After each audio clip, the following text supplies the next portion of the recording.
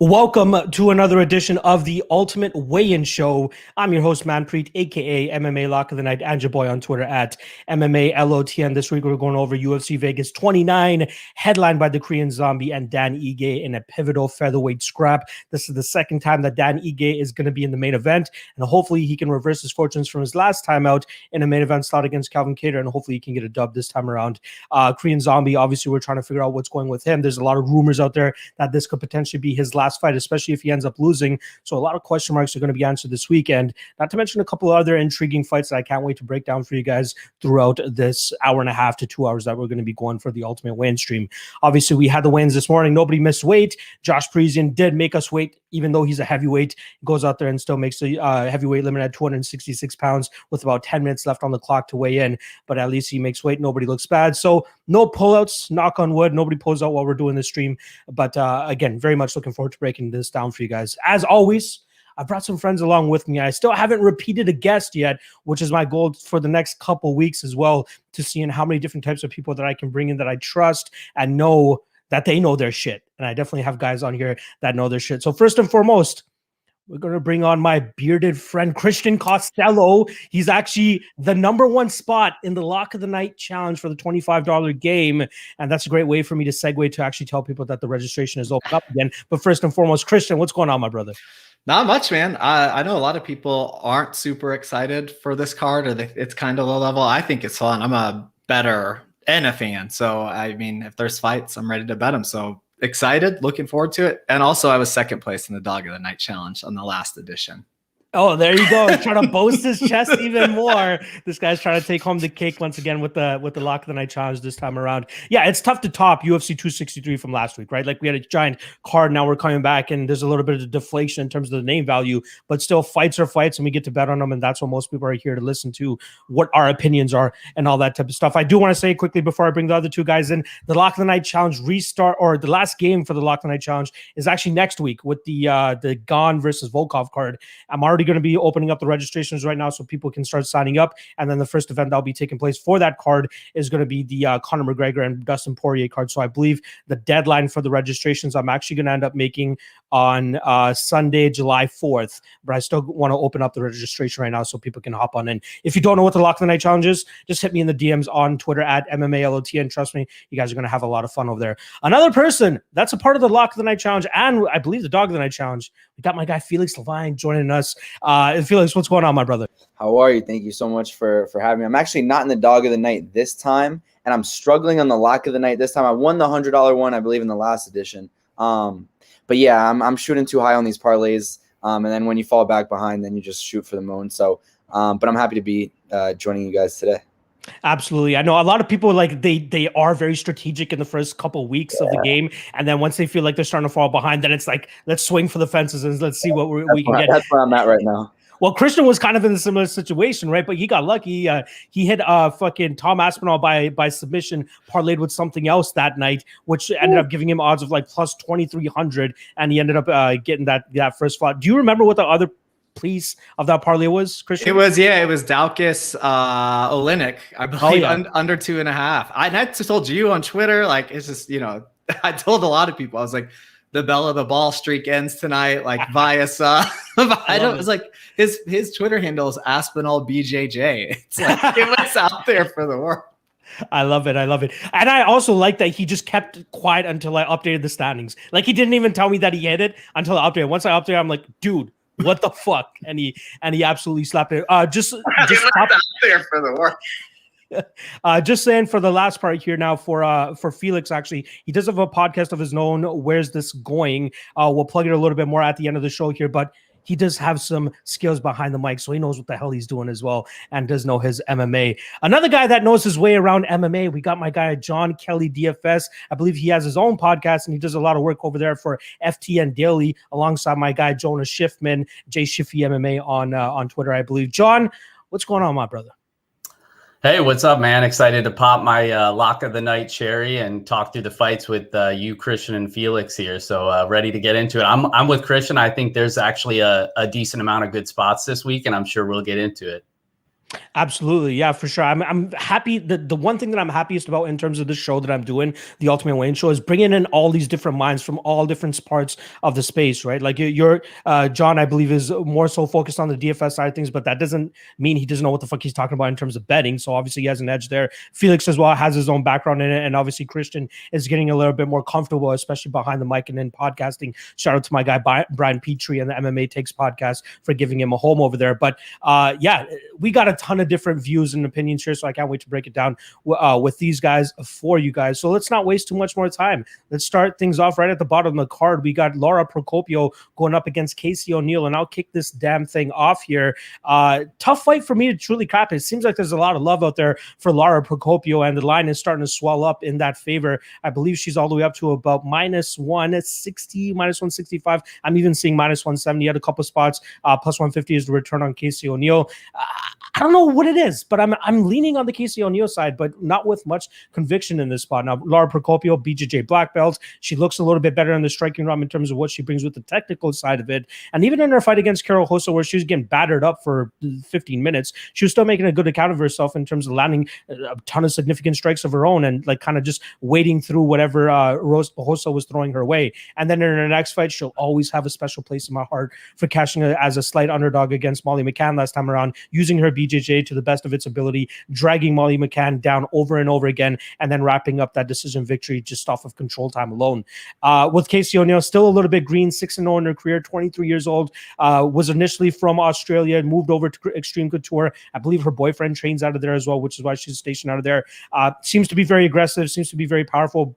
Purple belt and jiu-jitsu, and that's where she seems to try to drag most of her fights, tries to get the fight to the ground, suffocate her opponent, ground and pound, submission, whatever it may be. That's her preferred method of victory.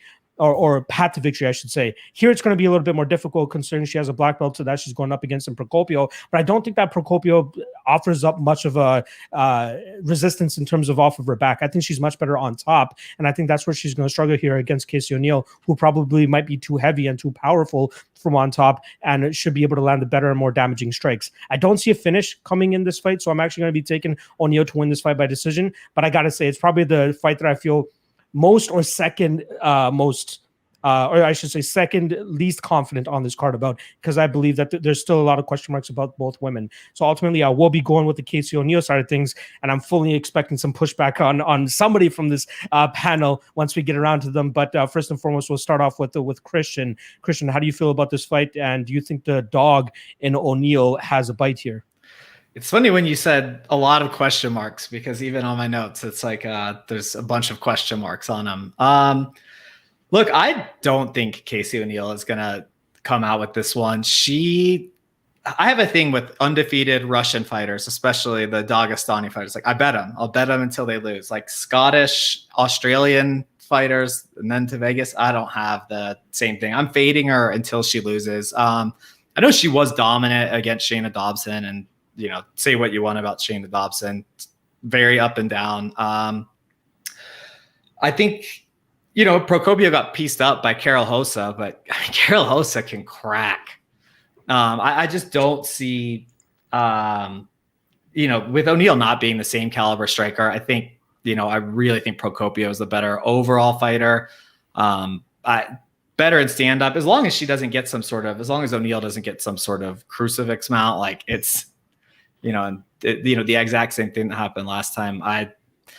I've got Procopio all day. The one thing you said, it's like you see it go into a decision. Like the first fight of the night, I know it's cooled off lately, but if we looked at the whole year, it's just crazy how much those fights are finishing. Like I've never tallied up the numbers, but I think we had a streak of like 10 in a row, something like that. So I'll probably eye it. Just I'm gonna pick Procopio. I don't have like any serious money, but yeah, I think she's better. I think Casey O'Neill's unproven. She has a chance to prove me wrong, but then I'm still fading her out the next time around. Yeah, shout out to everybody that was able to get Procopio around even money, as this line has swelled throughout the week. Felix, are you one of those guys that jumped in on Procopio early here, or do you think that Casey actually has some bite here?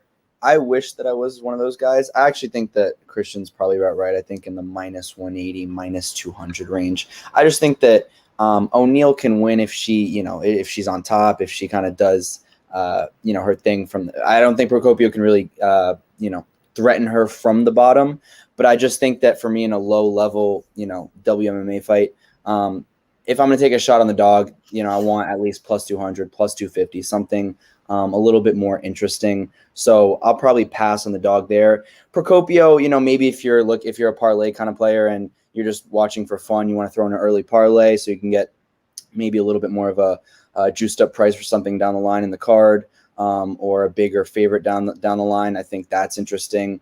I think Christian makes a good point about, plus 500 in the distance is the price that I see. That's definitely more appealing than a plus 110, plus 120 by decision prop. So for me, I'll probably pass. If I'm just looking to have a little bit of fun action in the beginning, maybe I'll throw in Procopio with something later down the card. I'll see how I feel tomorrow. But for me, it's, maybe a plus 500 in the distance sprinkle. But, the dog number isn't big enough for me to hit it. And I just don't really know enough about Procopio at this point, or really O'Neal at this point, to make a very educated wager or really put a lot of money into it. John, you're going to leave me on an island over here with Casey O'Neal, or you're going to join me over here?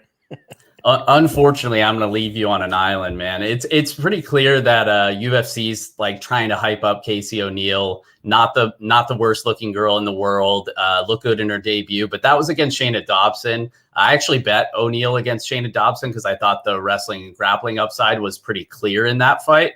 And in this matchup, I don't think it's really there against Procopio. That's clearly O'Neal's best path to victory. I know she said in interviews and stuff this week, like she's very well-rounded, wants to show off her striking. But I think if she stands and strikes with Procopio for 15 minutes, she's going to get like massively outpointed on the feet. The defense especially just isn't there. And I'm not even really convinced that her wrestling and grappling is all that good. Like I do think she's a little bit more physical than Procopio, but maybe she can land a takedown or two. But even in that Shayna Dobson fight, like she landed a takedown, got reversed. Dobson even like briefly got to mount, and Shayna Dobson, I think we can all agree, is like pretty terrible grappler. So there's definitely holes. I mean, she's still super young, like 23 years old. So there's always she's going to be improving. There's no doubt about that. But I think Procopio is just a little bit more proven at this stage and pretty much just has O'Neal covered. So I wanted to jump in early around evens, minus 122. I know FanDuel had that number out for a while, but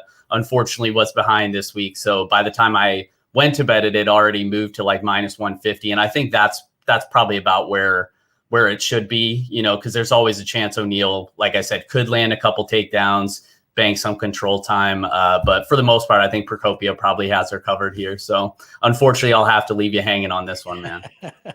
It happens to me every now and then, so I don't mind that. But yeah, we'll definitely find out a lot about both women in this fight, especially with them being so young. This is a stiff test for both of them. Even on Procopio's side, to get a win over Casey O'Neal, the bigger, stronger woman, will be very helpful for at least in terms of experience and moving forward and trying to get more dubs inside the UFC. All right, let's move on to the next one. This one I'm very much looking forward to hearing what everybody's thoughts are on it. We got Joaquim Silva going up against Ricky Glenn. Get his name right. It's Ricky Glenn nowadays. In terms of odds, we got minus 130-ish on Joaquim Silva, plus 110, plus 120 on Ricky Glenn. I'll actually let Christian start this one off. How are you feeling about this matchup between two guys that have been outside of the cage for a long time? Ricky Glenn closer to 3 years off and Joaquim Silva closer to 2 years off. Who do you think pulls off the dub tomorrow night? My first thoughts on it are when he changed his name, I just picture Silva calling him Hickey Glenn. Hickey Glenn.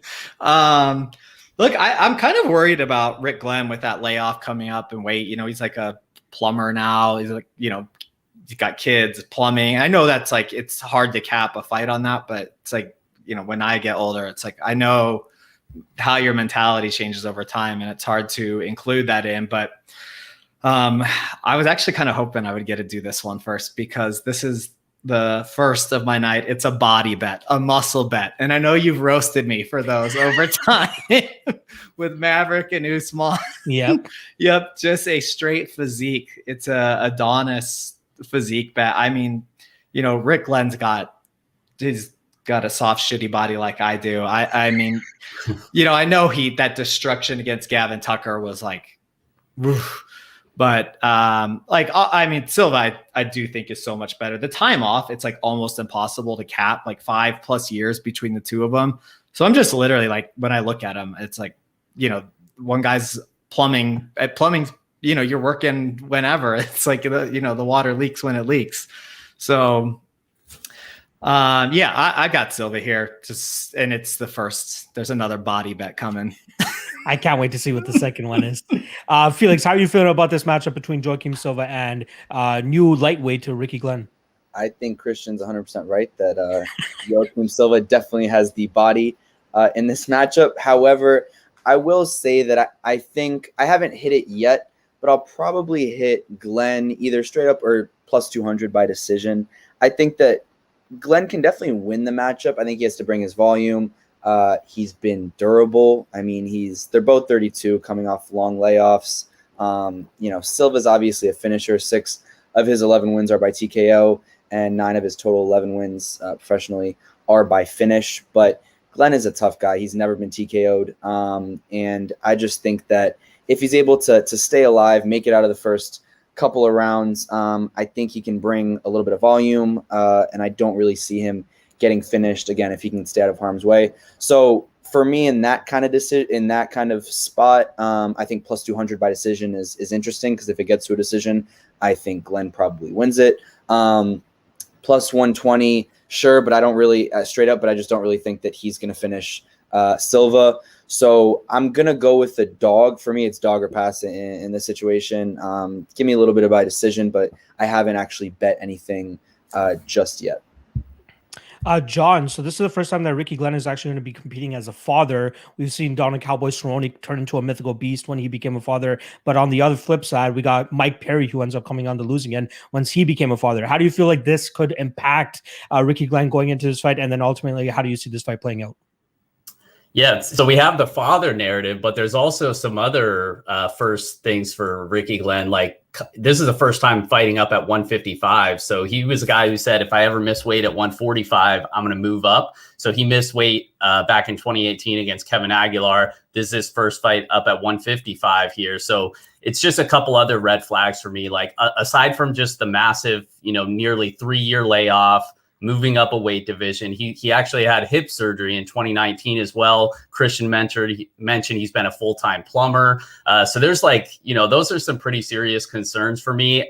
And then going up against a guy who does have legitimate power like Joaquim Silva.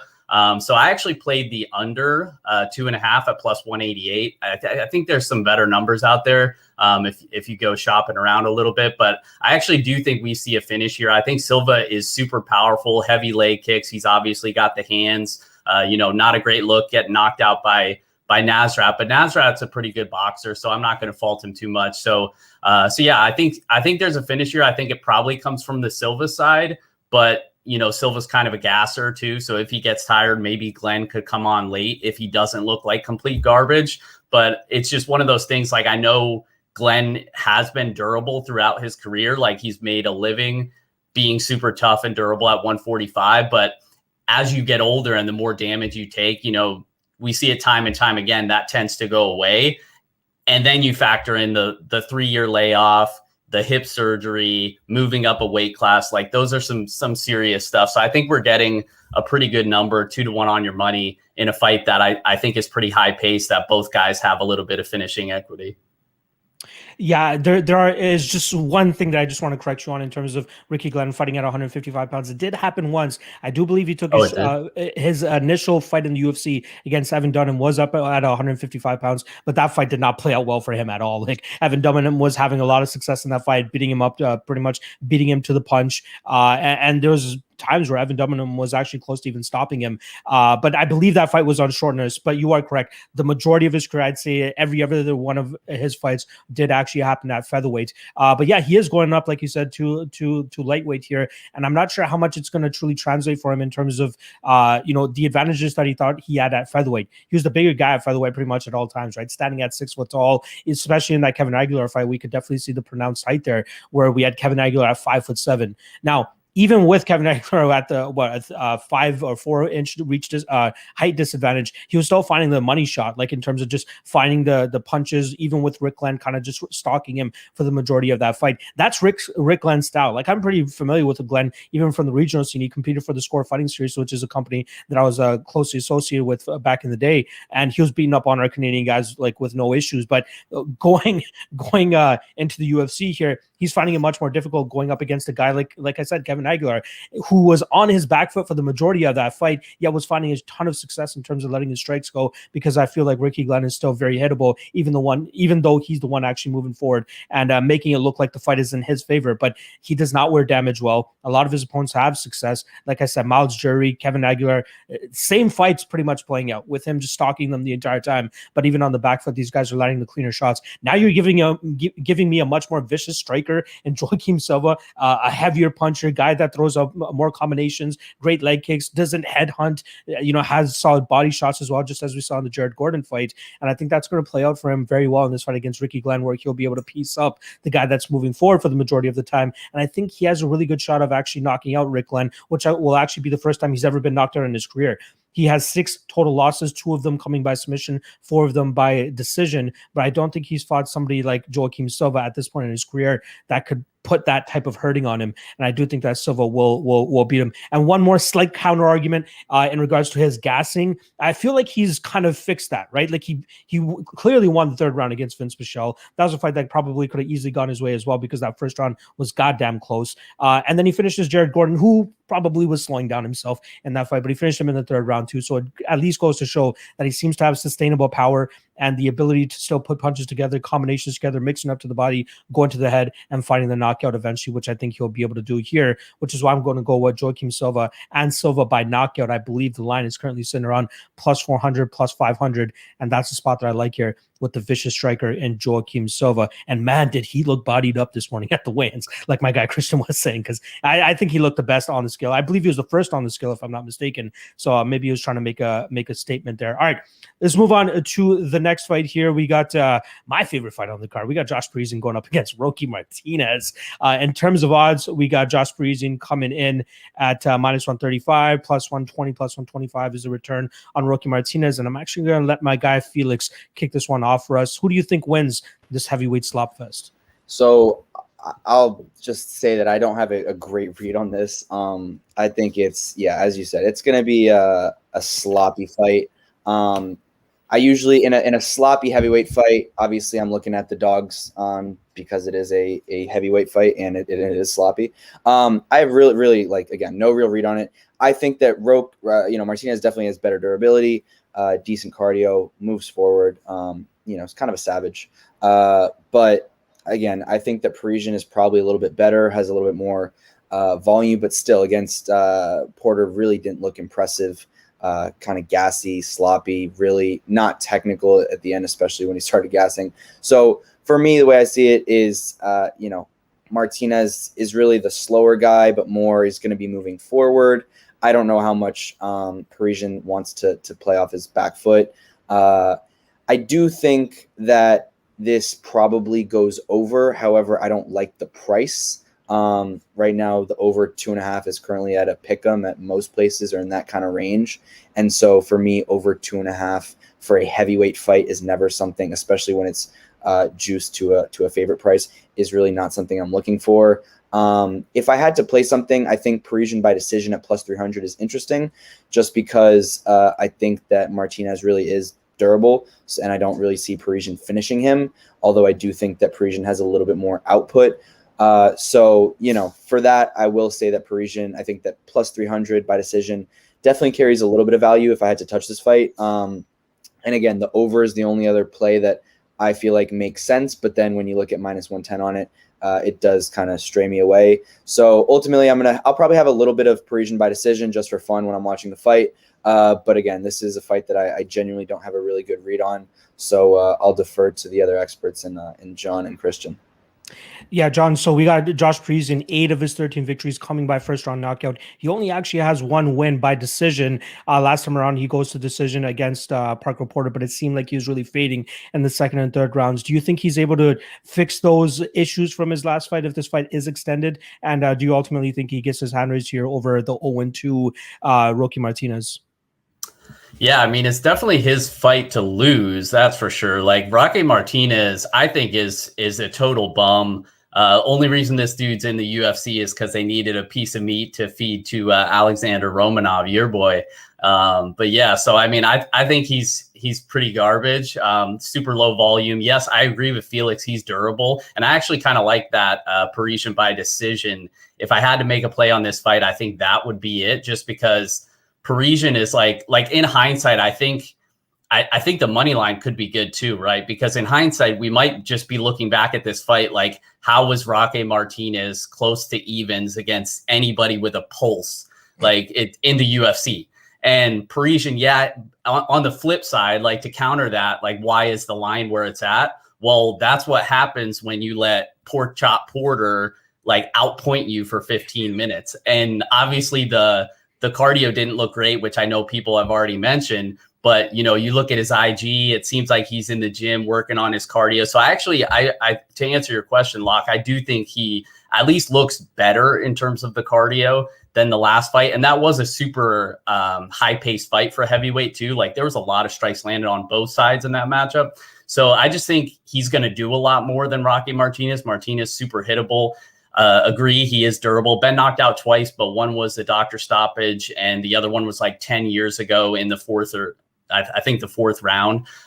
So yeah, I just trust Parisian to win the first round at a pretty high clip, and maybe not necessarily knock him out, but just do enough, and then probably a little bit less in the second, but bank those first 2 rounds. That way, if he does end up gassing again, probably gets his hand raised in a sloppy heavyweight decision. So I think Parisian's the side. Maybe take a stab at Parisian by decision with my guy Felix. But yeah, that'd be the way I'd attack this fight.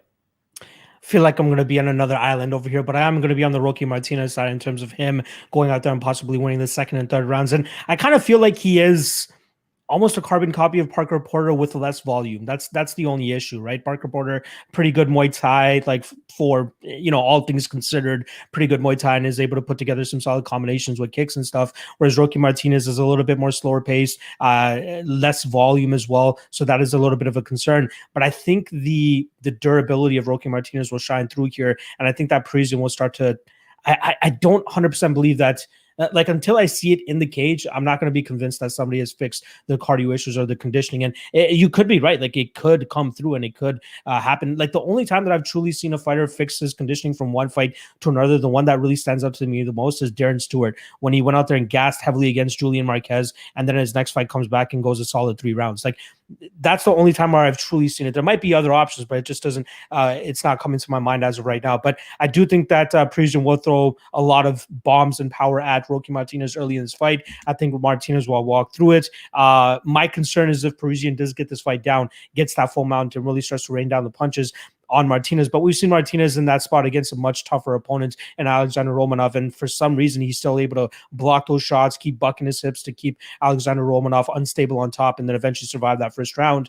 But unluckily for him, Romanov is still able to go out there and continuously smash him to the ground and ragdoll him the way that he did. I just don't think that Parisian has that in him. I think that, the first 2 fights that Roque Martinez had inside the UFC, we already talked about the Romanov side of things, but the Dontal Mays is a stick and move type of game plan that I don't think that Parisian is going to be successful in replicating. He's more of a, in my opinion, like a, sometimes if he wants to be flashy, spinning back fists and all that type of stuff, he can do that. But more so, he seems to be, I don't want to say applauding heavyweight, but somebody that throws just a ton of power into his shots. And if he's not able to get you out of there, something that he's been successful in at least 80 to 85% of his fights in terms of knocking out his opponents, I think it starts to wear on him a little bit, which is where I think his opponents will be able to take over. And I'm expecting that with Roque Martinez here. Now, I'm not run into the betting window to put money on Roque Martinez in this spot, but I am slightly intrigued by his decision prop, which I think currently sits in that plus 300 range. One thing I'm sure that pretty much all of us can agree opponent. We'll get to Christian right after I'm done wrapping this thing up. But the over 1.5, I know it's juiced -200. Seems like it's going to come through. Both guys are quite durable, especially early on in their fights. But Roque Martinez to win by decision is the one that I'm kind of eyeing, and that's currently sitting at +310. I don't mind that line at all. I might take a little bit of a sprinkle on it. So I'm on the Martinez side. Christian, you bringing that boat over here, or are you going to stick with these guys with Josh Parisian side? Well, I'll tell you what. Let me. This is an ode to my guy Brian. This fight stinks. It's terrible. It's like I love low level heavyweight fights. It's actually where I make some of my best long shot money. It's just, but tightly lined low level heavyweight fights. It's I don't it's it's essential. I should have brought a coin and just flipped it, but I did pick Martinez. I mean, it's size versus technique ish, some technique, and just, I mean, the size difference, it's a lot. Like I said, I love low level heavyweight. I'm taking Rook. I didn't spend a whole lot of time on this, I'm going to be honest. I mean, it's just, flip a coin at home. But I got Martinez. The fight stinks, and I am playing the under 1.5. So I am on an island, but it's just I'll sprinkle it. Like Felix was saying, I'll toss this into I'll toss the under at +200, 190, and do a parlay with something else later on. Just a hope for some slobber knocker. And I don't think it's going to happen. I think all you guys broke it down perfectly. The fight stinks, and I'd probably go to decision, but just contrarian betting. I think if the under hits here, I think it will surprise a lot of the betting community who actually put time into this matchup. But still, I don't mind a plus money shot if you see a little bit of value in it. All right, let's move on to the next fight here. We got Matt Semelsberger going up against Chaos Williams, another fight that I'm very intrigued to hear everybody's take on. And in terms of odds, we're currently seeing Chaos Williams at -140 and +120-ish on the Semelsberger side of things. John, I'm actually going to let you kick this one off. Were you liking the hard-hitting Chaos Williams, or do you think that Semelsberger continues to improve and goes out there and beats Chaos?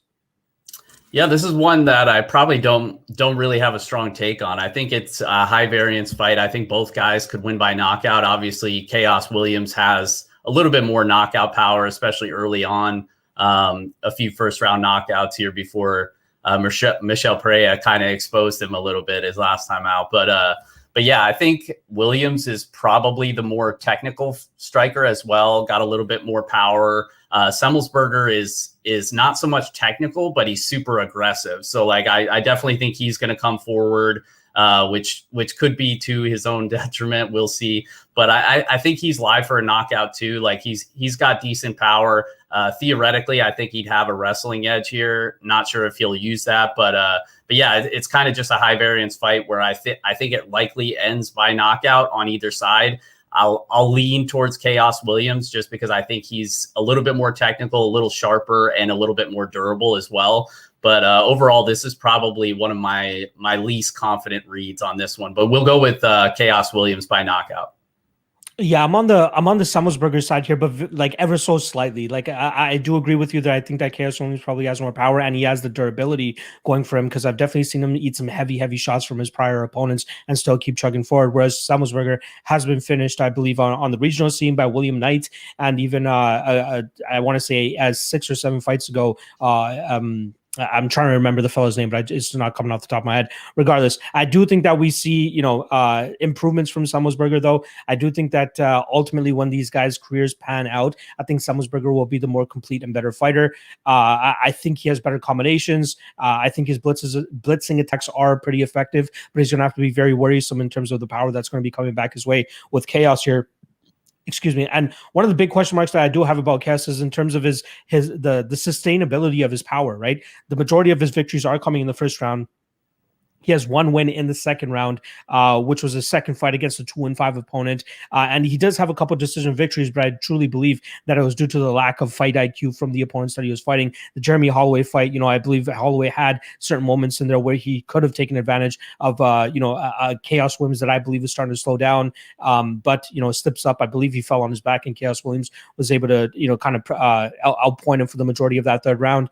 But in terms of Semelsberger, like I said, I believe he's coming from a football background initially, and when he started off in the MMA world, he started with the wrestling base, but more often than not, when you see him fighting, it's actually mainly striking.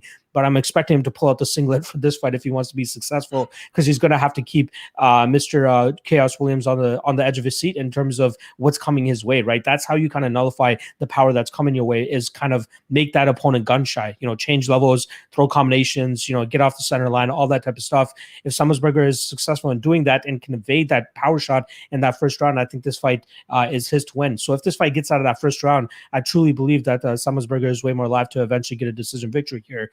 Now, I'm seeing a lot of people, like even John mentioned, that the KO is probably is a possibility on the Semelsberger side of things. But again, I'm going to chalk it up to the durability of Chaos. I do think that he'll be able to eat the shots of Semelsberger in this fight, but I do think that he's going to start wearing the damage, and that's ultimately where the judges are going to see, or what the judges will see. And I find it hard that if this fight does go 50 minutes, that Chaos Williams will be able to keep up with the output and the volume that Semelsberger is going to bring to the table here. So the spot that I like is Mr. Semelsberger. I'm going to be taking him by decision, which I currently think is sitting around that plus 300 range as well.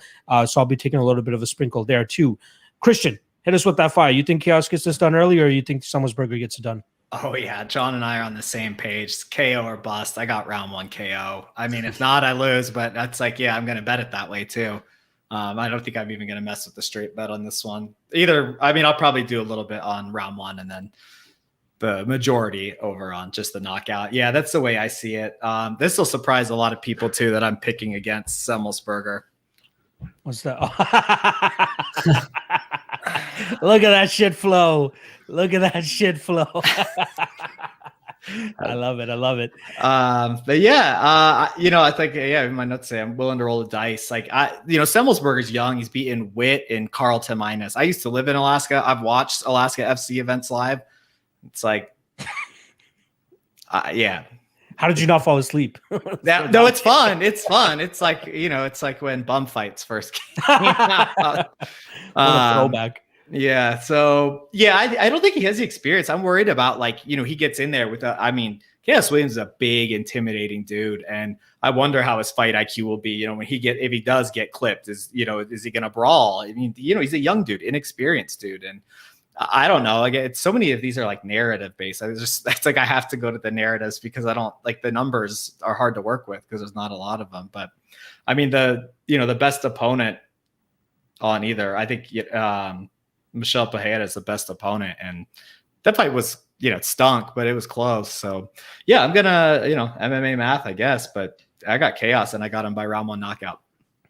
All right, Felix, I truly think that there's going to be a cap on Chaos Williams' career, because I don't truly think that his athleticism and his power will only get him so far. The question remains whether Semelsberger actually fits that category of guys that are going to be able to overcome those disadvantages that they'll have going into this fight with Chaos. But how do you see this fight going down? Do you think Semelsberger pulls the upset, or do you think that Chaos Williams gets the knockout? I'm actually really on your side with this, Locke. I think that I'm going to bet Semelsberger straight up and by decision as well. I actually had that written right down on my sheet. But I think that for me, it's like one of my favorite things in MMA betting period is getting underdogs against guys that are really not that proven to be just one dimensional. For me, as we kind of talked about, Chaos is, to quote Cody Safdie, he might have the death touch. He might not. It's shown that he does have significant power. But for me, when I'm betting, first of all, I'm never going to touch a favorite who's one dimensional. I just personally would rather pass on that. I am more intrigued when I get a fairly significant, or an underdog with also significant underdog props against someone who really only has one method of winning.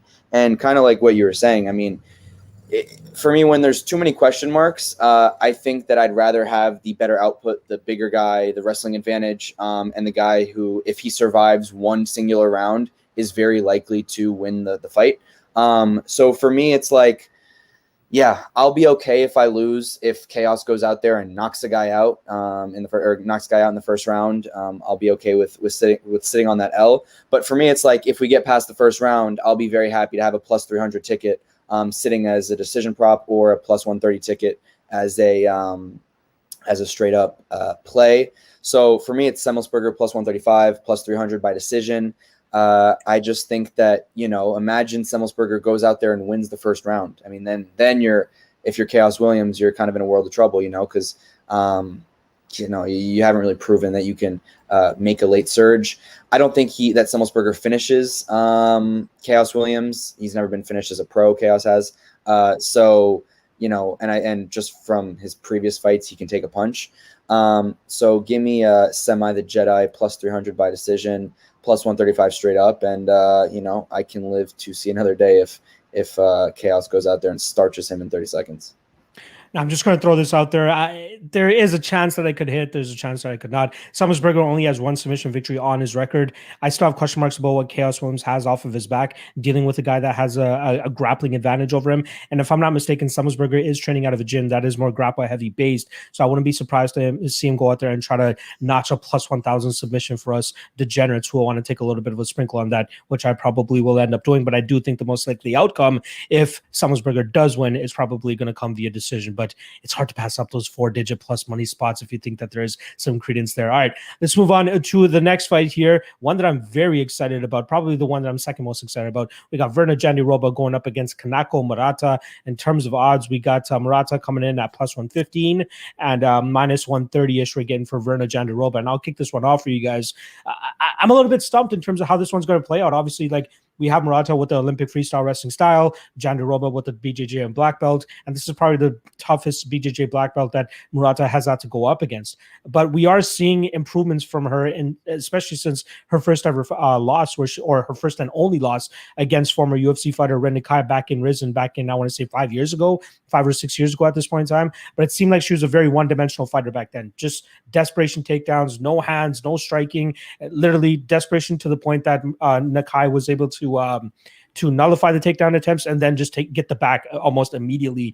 And then eventually the second time she got the back in the third round, she was able to sink in that rear naked choke and get the tap there. But since then, we're seeing a gradual improvement in terms of the confidence that Murata actually has in her hands. And we are seeing her have a good amount of success. Now, it doesn't blow off the page or anything like that in terms of her striking ability and the ability to potentially knock her opponents out. And neither does it from Jandiroba either. Both girls leave a lot to be desired in the striking realm. They seem to get their best work done, especially when the fight hits the ground.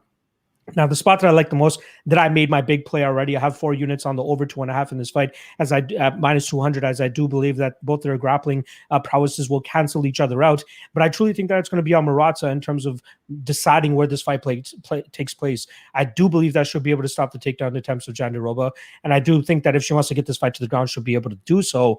But if she wants to keep it a striking fight, again, neither woman is really that great in the striking realm. So I think it's almost a 50-50 fight if it remains a striking battle for the majority of it. And we do have plenty of times where we have a grappler versus grappler and it ends up being a striking fight for 15 minutes.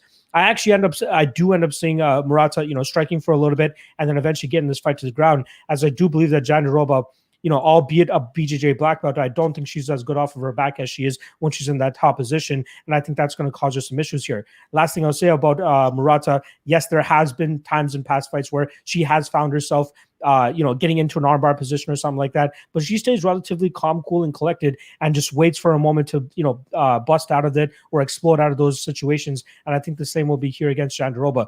Now, again, Jandiroba, toughest BJJ black belt artist she's faced to this point, so maybe Jandiroba will be able to take advantage of that, which is why I think that if you are hitting the over 2.5, if you want a little bit of insurance in terms that does crash, I think the only way this fight ends up finishing is if Jandiroba snatches up a submission of some sort. But I think that the strength and the wrestling prowess of Murata is actually going to shine through here, and I think she'll be able to grind out of Jandiroba over 15 minutes, and I think she's going to take home a decision victory. So in terms of an actual line on that, Murata by decision is currently sitting at plus 175. I'll have some action on that on top of the over 2.5 in this fight. Christian, how do you feel like this fight's going to go down? I like you. I love this fight. I'm so excited for it. It reminds me, like, brings me back to original UFC, like, 1, 2, 3, 4, like style versus style. This is, one of the best women wrestlers in the world, and at least in this division, one of the best BJJ players. Like, they're both so elite at what they do, and I hope it doesn't end up being a striking match. That's like, it's always the worry when you have kind of two fighters that are super elite in a certain area. Verna's going to be the best striker that Murata's ever faced. I think, like, just that's my personal opinion. Looking back on it, I was like, so I would assume that she kind of has the striking advantage, which makes me lean that way in a very close fight. I mean, if Murata just takes, like, I always take wrestling over BJJ. It's like my betting, like, always goes to that. I mean, maybe it's when I lost all the money on Grundy a few weeks ago to Erosa, not Erosa, Veneta. I'm reeling it back, and I'm like, okay, so maybe my strategy's off. But so I felt this was the hardest fight on the card for me to pick. I love the fight. I'm going, or Jandiroba, isn't that how Anik says it? Yeah, I don't get that. Yeah, there's an R. It should either be Roba or Hoba because she's Brazilian, but whatever. Yeah. So yeah, love the fight. Even if Murata gets on top, this is kind of like a fight we have coming up later where I'm like, do you even want to be on top of this person? Because you're in a lot of danger. So I do think that Jandiroba is a superior striker, and that's like, I don't know what's going to happen. I mean, obviously Murata could wrestle fuck her for 3 rounds, and but if that happens, like, she's on her back, and that's where, she doesn't mind being. So yeah, I lean that way. I'm super excited to see how it plays out. I'm leaning that way. I bet every single fight. So, like, I'll put something on it, but you're leaning on the Murata side. Yeah. No, I'm leaning on the Jandiroba side. Jandiroba side. Yeah. Yep. Okay. Yeah. It's like, I probably sound like I was crossing paths because it is that close to me. It was the last one I circled. Perfect. Felix, how are you feeling about this one? We got wrestling going up against jiu-jitsu. Who do you think comes out on the winning end this time? I'm personally, whenever I see a wrestler against a BJJ specialist, I'm always going to side with the wrestler, assuming that they have some kind of BJJ level, because I just think that in MMA, if your name isn't Paul Craig, then getting a sub from the bottom is usually fairly difficult, and something that happens you don't get subbed more often than not. You're not going to get subbed if you're on top as a wrestler that has some kind of ground game. So I'm going to take Murata. I actually like that Murata by decision plus 175 that you were talking about. I had that written down as well. A slight dog plus 110. I'll probably have that a fair share of that. I just think that Verna, has really just kind of her only path really after she gets taken down is really to throw up that sub and kind of hope that it lands, and she's capable of it, of course. She's definitely got that kind of level to do so. But at plus 110, when a girl has legitimate wrestling and is likely going to be on top, sometimes all it takes is one takedown per round, and you do that 2 rounds, and you have a victory easily right there. I do think that this goes over. I don't really see any of them finishing. So if you're looking to get a little bit of juice, the decision prop is there. If you're on Verna, I don't really know how you can bet the decision. That's just my opinion. I don't really see how she would get the decision. Her striking is terrible. This is probably going to be on the ground. So, and usually judges don't favor you if you're on the bottom. So for me, it's Murata by decision plus 175. I, again, don't think she's going to finish either. I don't really think she has that kind of finishing ability, especially when you're talking about someone as elite on the ground, even if she's just taking not really that much of a hellacious beating.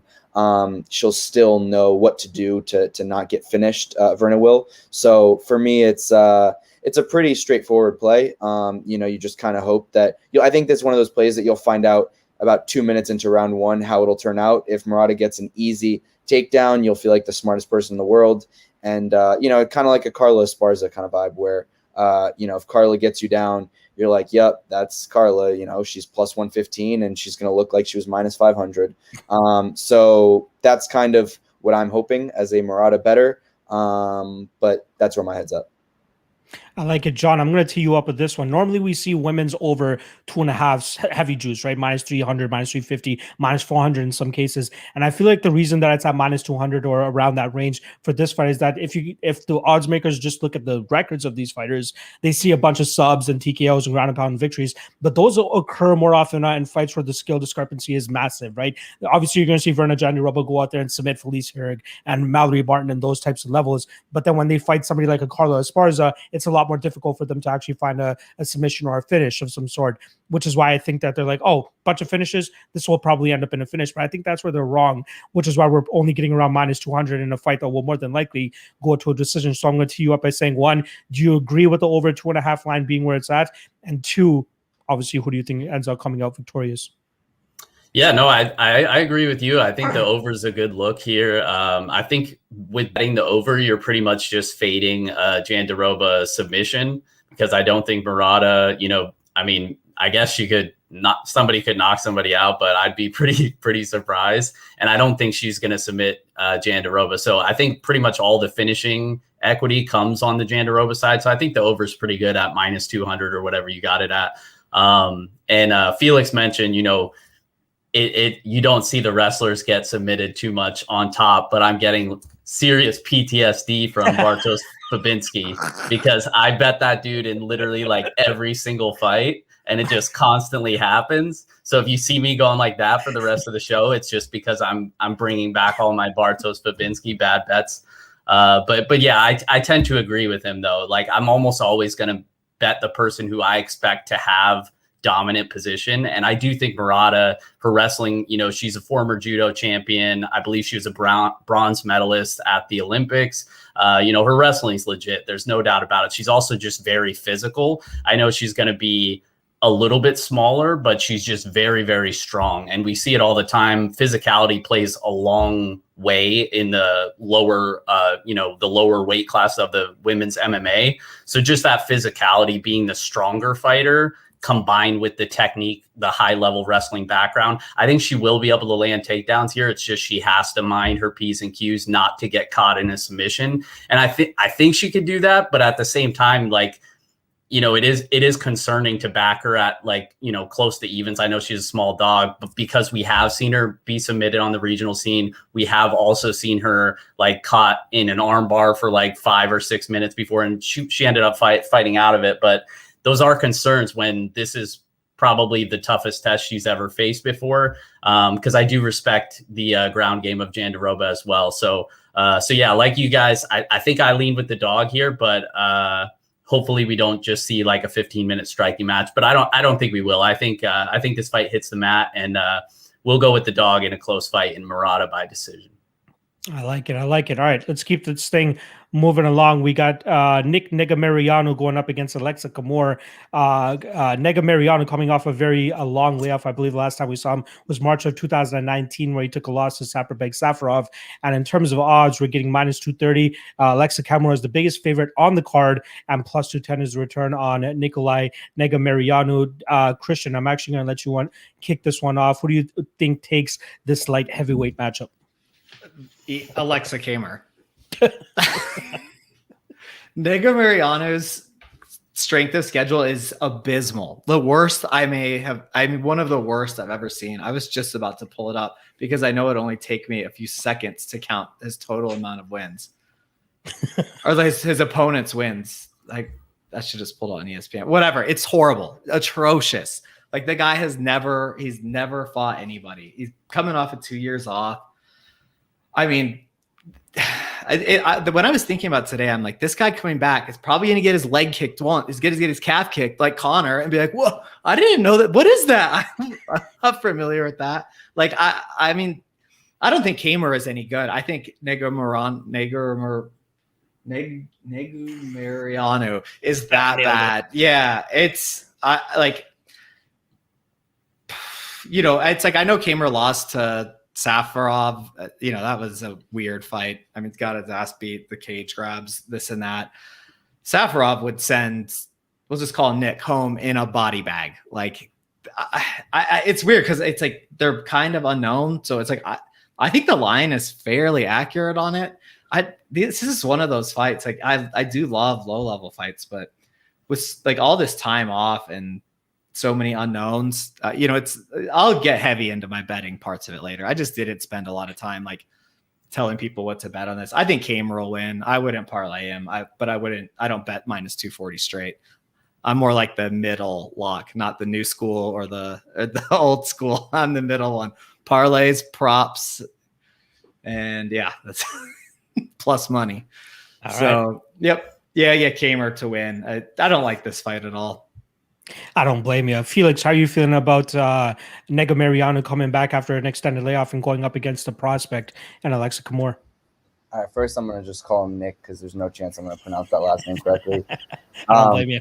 Second, I want to, right before I was watching this, or before I was tuning in to stream tonight, I saw John and Jonah's, I have to give a shout out to Jonah and flame the shit out of him as I said I would. I saw their little the breakdown of this fight, and Jonah, to his credit, he says some dumb shit, but he did make a good point that the combined record of all of Nicolay's opponents is 11-50, which I hadn't done the math, but shout out to Jonah for doing that. It is pretty bad. I will say, though, I never in my life will I ever touch Camur at minus 250. I just think he's still very green. He's a fairly good athlete, decent boxer, but, I still don't trust him in the slightest. I do think if you are on the Camur side, plus 140 by decision is a little bit more interesting than minus 250.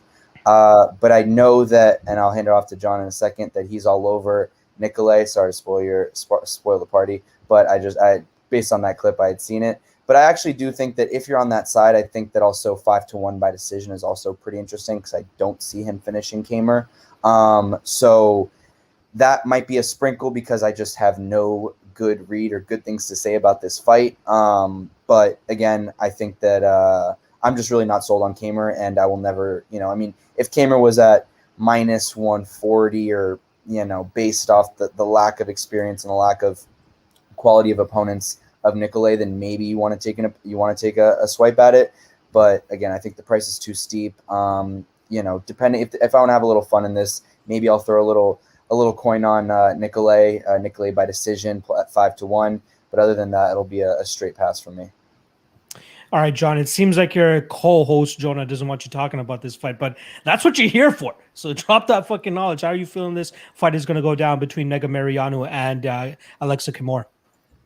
Yeah, so it's possible I lose some credibility with this one. This is definitely my spiciest take of the card, and this is actually probably my hottest take in the past couple months. So I played Nicolay for 2 units at plus 198. I also played it for half a unit by submission at plus 850. And you'll just never be able to convince me that Alexa Camur is going to look minus 250 in this fight. Like, obviously there's concerns on both sides. It's low level stuff, but that doesn't mean there's not an edge here. Like Nicolay, yes, he looked terrible in his debut, but let's not forget, he's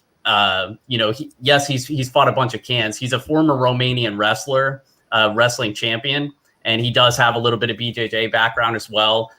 Maybe he would have been able to threaten with that against Safarov if he wasn't constantly holding on to the cage. So I do think that is the biggest edge in this fight, is he's going to be the better wrestler, the much better grappler. Alexa Camur, like, everybody is talking about the cans that Nicolay has fought. Like, Alexa Camur is not good. And anybody that has been paying attention has known that fading, hyped up Dana White Contender Series guys has been an absolute gold mine over the past year. And I don't think that changes here, because regardless of how bad Nicolay is, he has a clear wrestling advantage. He has a clear grappling advantage. We saw Camur taken down 4 times by William Knight, and it wasn't any sort of technical takedowns. Like, he's literally just muscling him to the ground. Like, he's doing basic like sweeps and trips to get him there. Like, I just don't think the defensive wrestling is there. I think Nicolay's going to land takedowns here. And I think if he does land takedowns here, then he has a much better shot than the 10% odds would imply that he does find a submission. And on top of that, like, yes, the long layoff's concerning, but he's been in the gym. Like, look at him on IG. He's snapping up pics with Hamzat Chimaev. Like, he's working on stuff. So I wouldn't be surprised if we see some improvements here too. And the other thing is, like, yes, Nikolai's fought all cans, but Alexa Camur, like, what's his best win? Like, maybe Justin Ledet, a one-dimensional boxer who has absolutely nothing else. And, you know, shout out to Jonah. Me and Felix said we'd talk a little shit about him. So he brought up on our podcast over at FTN, you know, that Camur beat Chenault, or however you say his name. Yeah, Charant. So on Dana White Contender Series, and like, he's in the UFC. That's a respectable win. Charant is like his fight coming into that against Alexa Camur, his combined record of dudes he beat was 2-9, and he didn't shoot a single takedown in that fight. And he rocked Camur before he got dropped with the knee. Like, I don't really weigh that at all. I think styles make fights, and I think we have a clear advantage wrestler, advantage grappler. So I'm just embracing the variance that, yes, we have a young guy who's probably made some improvements, who's been working hard, who I think is the better wrestler and grappler. So I'm going to take the dog shot at 2-1 on my money and hope that that Nikolai comes through for me. And if I look stupid, then so be it. But I'm going to take the value in Nikolai. I'll never rag on anybody for taking a big dog shot. Felix, you got something to interject? Yeah, I have a feeling that if Nikolai's going to win this fight, it's going to look like the line was reversed. Yeah. And I think that John might look like a genius if that's the case. But I do think that, like, it's one of those scenarios. It was one thing I forgot to add, is that when you see a guy come back, or you haven't seen him in a couple years, especially a young guy, and you're going up against someone who's really green in a lot of departments, this does have the potential of looking like, in a 2020 hindsight, like, I should have put my life savings on it. So I think that John, at the end of the night, he'll either look like a genius or not. But I'd rather be on the plus 200 if I'm gonna take a shot on something like that. Yeah, I could absolutely see a situation here where John does look like an absolute genius in terms of picking him, and I see that he's almost even swaying me in terms of taking a shot on freaking Negumereanu in this type of spot. But I will say there is that narrative out there that people like to fade guys that have a very flat UFC debut, especially against a guy like Saparbek Safarov that's obviously not even in the UFC anymore. A lot of people were kind of downplaying his skill set, so to have a loss to him, a lot of people will automatically write you off. But like, that happens so often, right? Like Parker Porter goes out there and gets knocked out by Tom Aspinall. Everybody writes him off. He pulls off a big upset victory in his next fight. Jake Collier, same thing, comes back. And even though both of those losses, to Tom Aspinall, comes back and beats Gian Vellante. Obviously, Vellante not as skilled of a fighter, but we have to stop doing that thing where we just completely write off a guy just because of their one UFC loss, no matter who it's up against, right? But I ultimately still am going to be on the Alexa Camur side. I do think that he will actually go out there and get the better of the grappling exchanges. I need to see Negumereanu prove himself a little bit more, just on the Camur side as well, which is why I'm not even going to be touching this fight with my money. I don't want to put Camur into parlays or anything like that. Oh, excuse me. I don't want to put Camur into parlays or anything like that, just because I do believe he still has a lot to prove out there, right? A lot of guys are putting so much hype on him just because he's coming out of strong style where Stipe trains and all that, and a lot of people are thinking that he's going to be able to achieve similar success to what Stipe was able to. But like, at heavyweight, you can get away with, because it's just such a shallow division compared to wherever light heavyweight, which probably just as shallow but has a little bit more talent to bring to the table here. But yeah, I find it hard to justify why you're going to go out there and bet Camur at minus 240, minus 250 in this spot. The spot that I actually like is the overs in this fight. I do think that we'll see, this kind of drag out, both guys kind of just leaning on each other, some clinch positions, some grappling. The over 2.5 is sitting at minus 150. That's the spot that I like.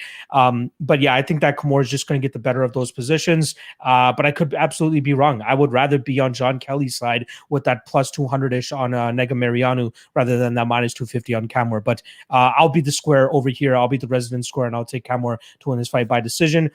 In terms of what that prop actually looks like, we got Camur at plus 150 via decision. But even the over 2.5 at minus 150, I think that hits no matter who ends up winning this fight. All right, let's move on to the next fight here. We got the main card, and that's where I always want to remind you guys, please do hit that like and subscribe, and obviously go follow the guys that are on the panel as well. We do have their Twitter links linked in the description below, so make sure you guys go click that. You don't even have to type in their names, just click the link and then hit follow. Trust me, you're gonna really thank me for doing that afterwards because they have a lot of knowledge and fun stuff to drop on you guys. All right, main card time. We got Diego Lima going up against the immortal one, Matt Brown. In terms of odds, we got -170 on Diego Lima, plus 150-ish on the Matt Brown side of things. And Felix, I'm actually going to let you kick this one off, brother. Who do you think wins this fight? I'll be honest, I don't have a great take on this. I mean, you're looking at a 40-year-old Matt Brown who should probably retire. Can he finish Lima? Lima's known to not be the most durable guy on the planet.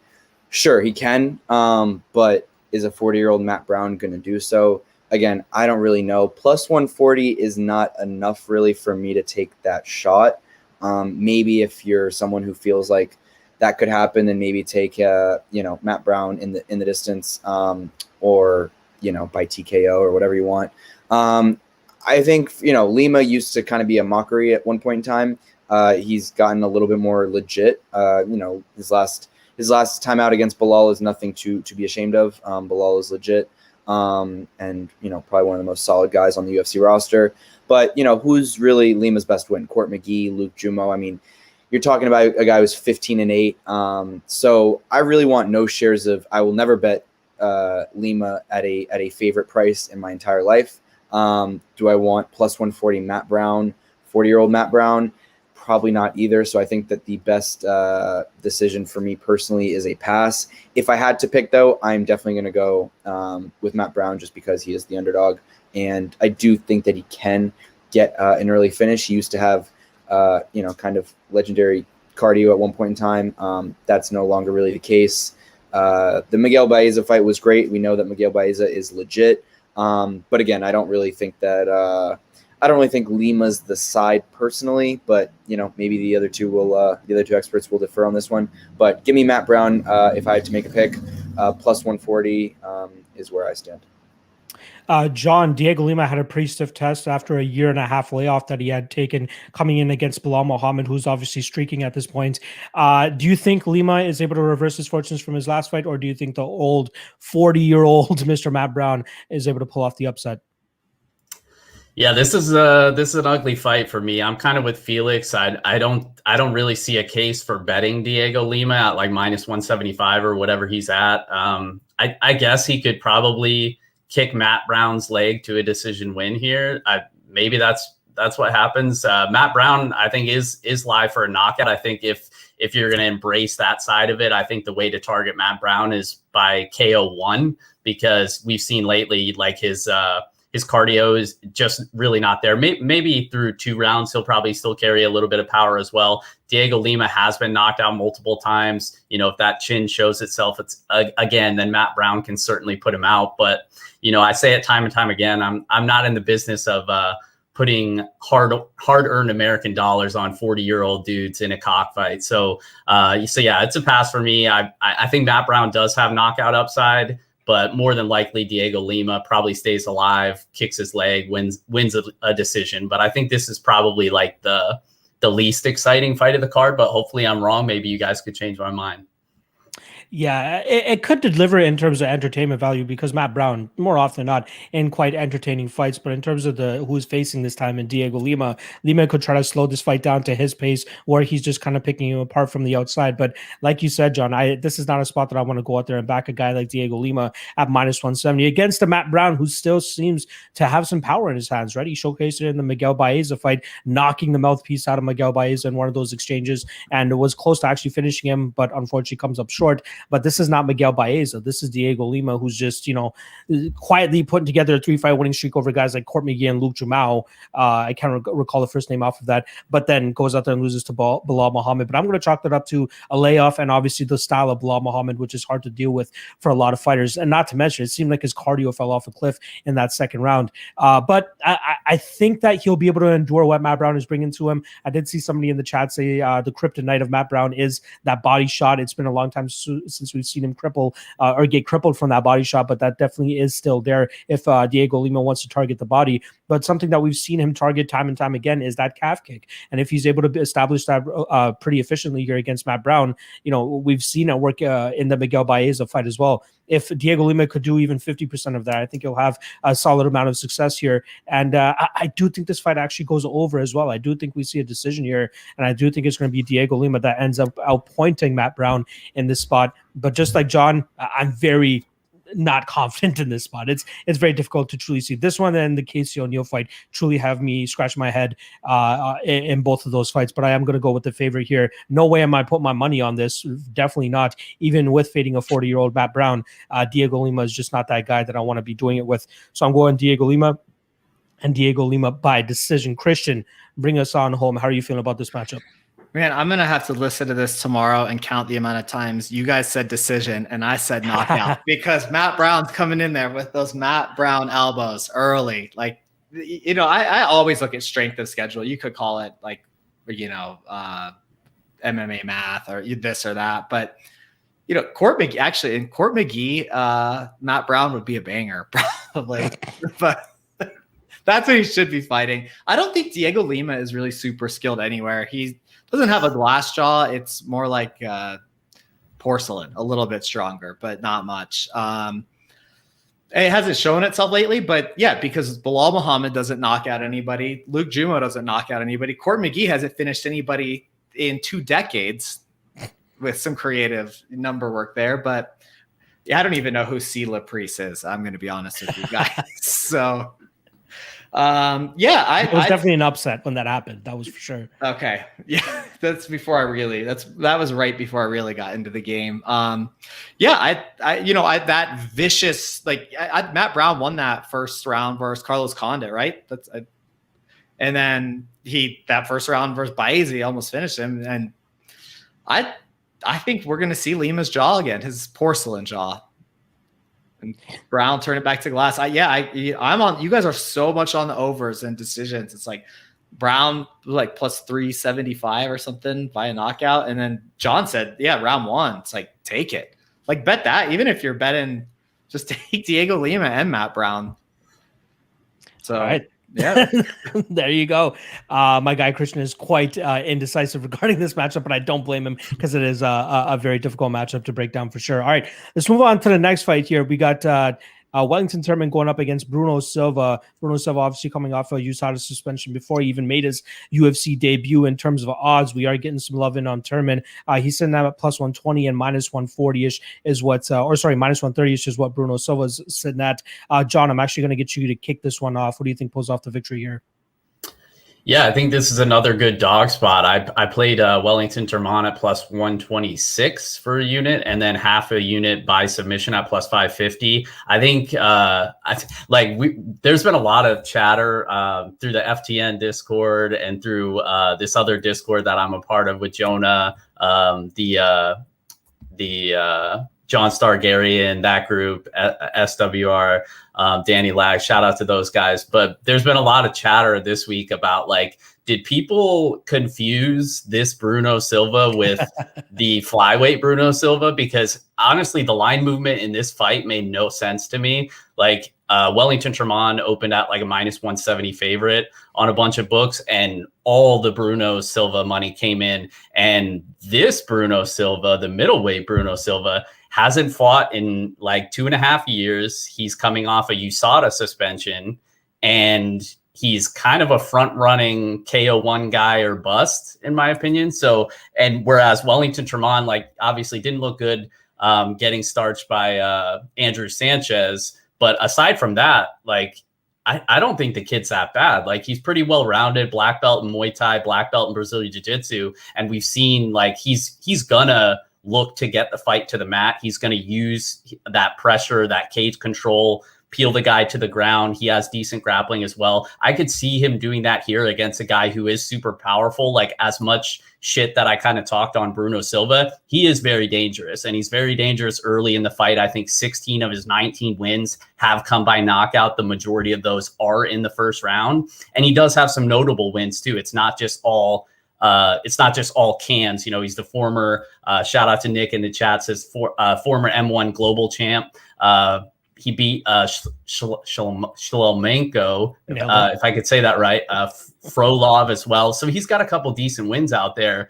And that's the thing about him, right, is he has dangerous power early in the fight. I just think that Turman is going to be able to wear on him.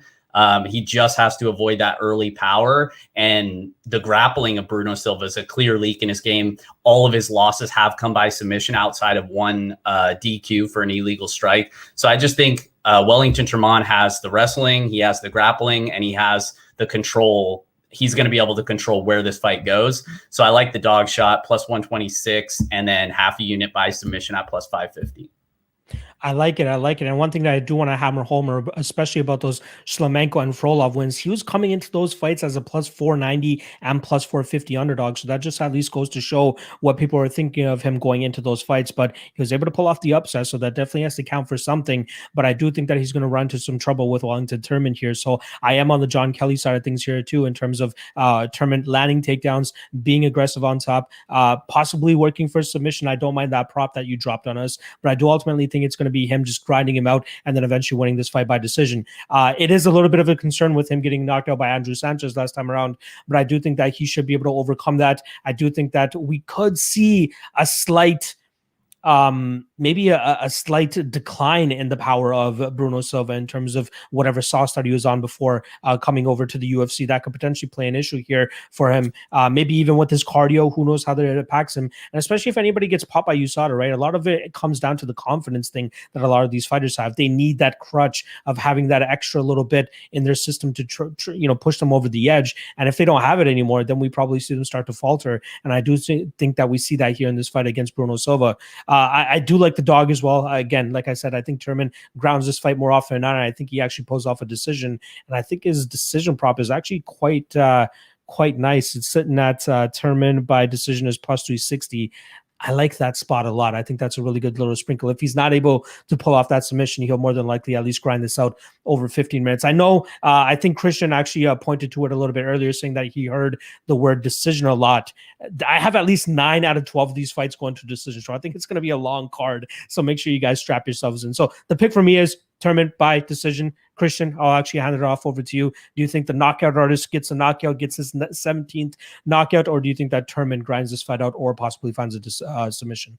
Yeah, I don't think Bruno Silva is going to get a knockout coming off a USADA suspension, whether it's the juice or the confidence. I think that's a really good point by you. I haven't juiced, but I'm assuming you probably feel a little bit. You could probably tell.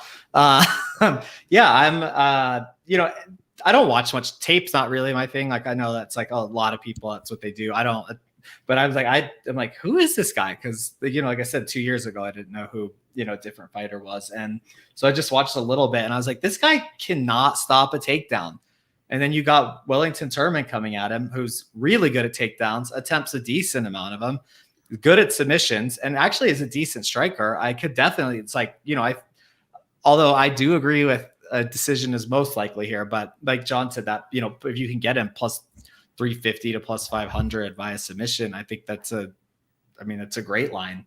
I think him at plus money is crazy. There's always a chance for a knockout, but Turman can strike. I listened to some other podcasts and I'm like, oh, the guy can't strike. I'm like, decent. It's decent. So I like Turman here. At plus money. I like the sub, sprinkle on it. You asked for some bets later that may be included in somebody here. So Turman all day. Let's go. All right, Felix, bring this one home for me. Do you actually think that you're going to be on an island here with Mr. Bruno Silva, or do you think that Turman gets it done? I am actually on the Turman side as well. I just think that the sub prop is interesting. I hadn't really thought about hitting that. However, I will say that I did have plus 350 on the decision prop written down. I haven't bet it yet. Well done, John, to getting the good plus 125 line on it. I know that's moved to like the plus 105 region now.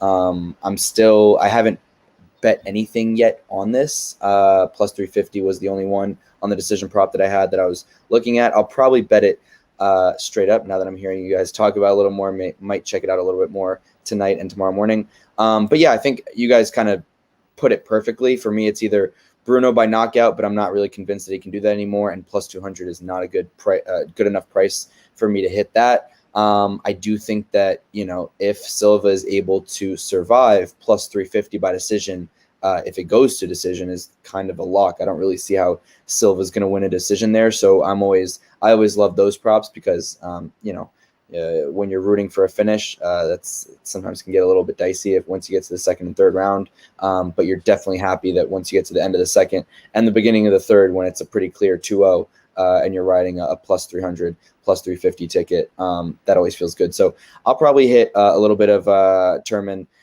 straight up in case he does finish. Maybe I'll sprinkle a little bit of the sub prop, but for me, I'll probably be mostly looking at that plus 350 by decision. I think that's the more likely path to victory, and plus 350 is a pretty good price tag. I'm kind of surprised that the line hasn't completely flipped at this point in time. It seems like everybody that I'm speaking to, or even on the timelines, is on Turman. So where is that money? Let's start bringing that money in so we can make Turman a favorite come fight time, and that could absolutely happen. All right, let's move on to the next fight here. This should be a banger of a fight. We got Julian Erosa going up against Seung-Woo Choi, who was finally able to put together at least 2 straight wins now in the UFC last time around, where he was able to go to a decision against Yusuf Zalal and get the victory there. In terms of odds, we got minus 135-ish for Seung-Woo Choi, plus 120-ish for Julian Erosa. And I'll kick this breakdown off. I do lean on the Choi side here. I do think he is rightfully the favorite. He's a little bit more technical, a little bit more crisp, a little bit tighter with his striking compared to the Julian Erosa side of things, who just, he's I believe he's a 35 fight veteran at this point in time. Yeah, 36. No, my math is completely off. 33 fight veteran.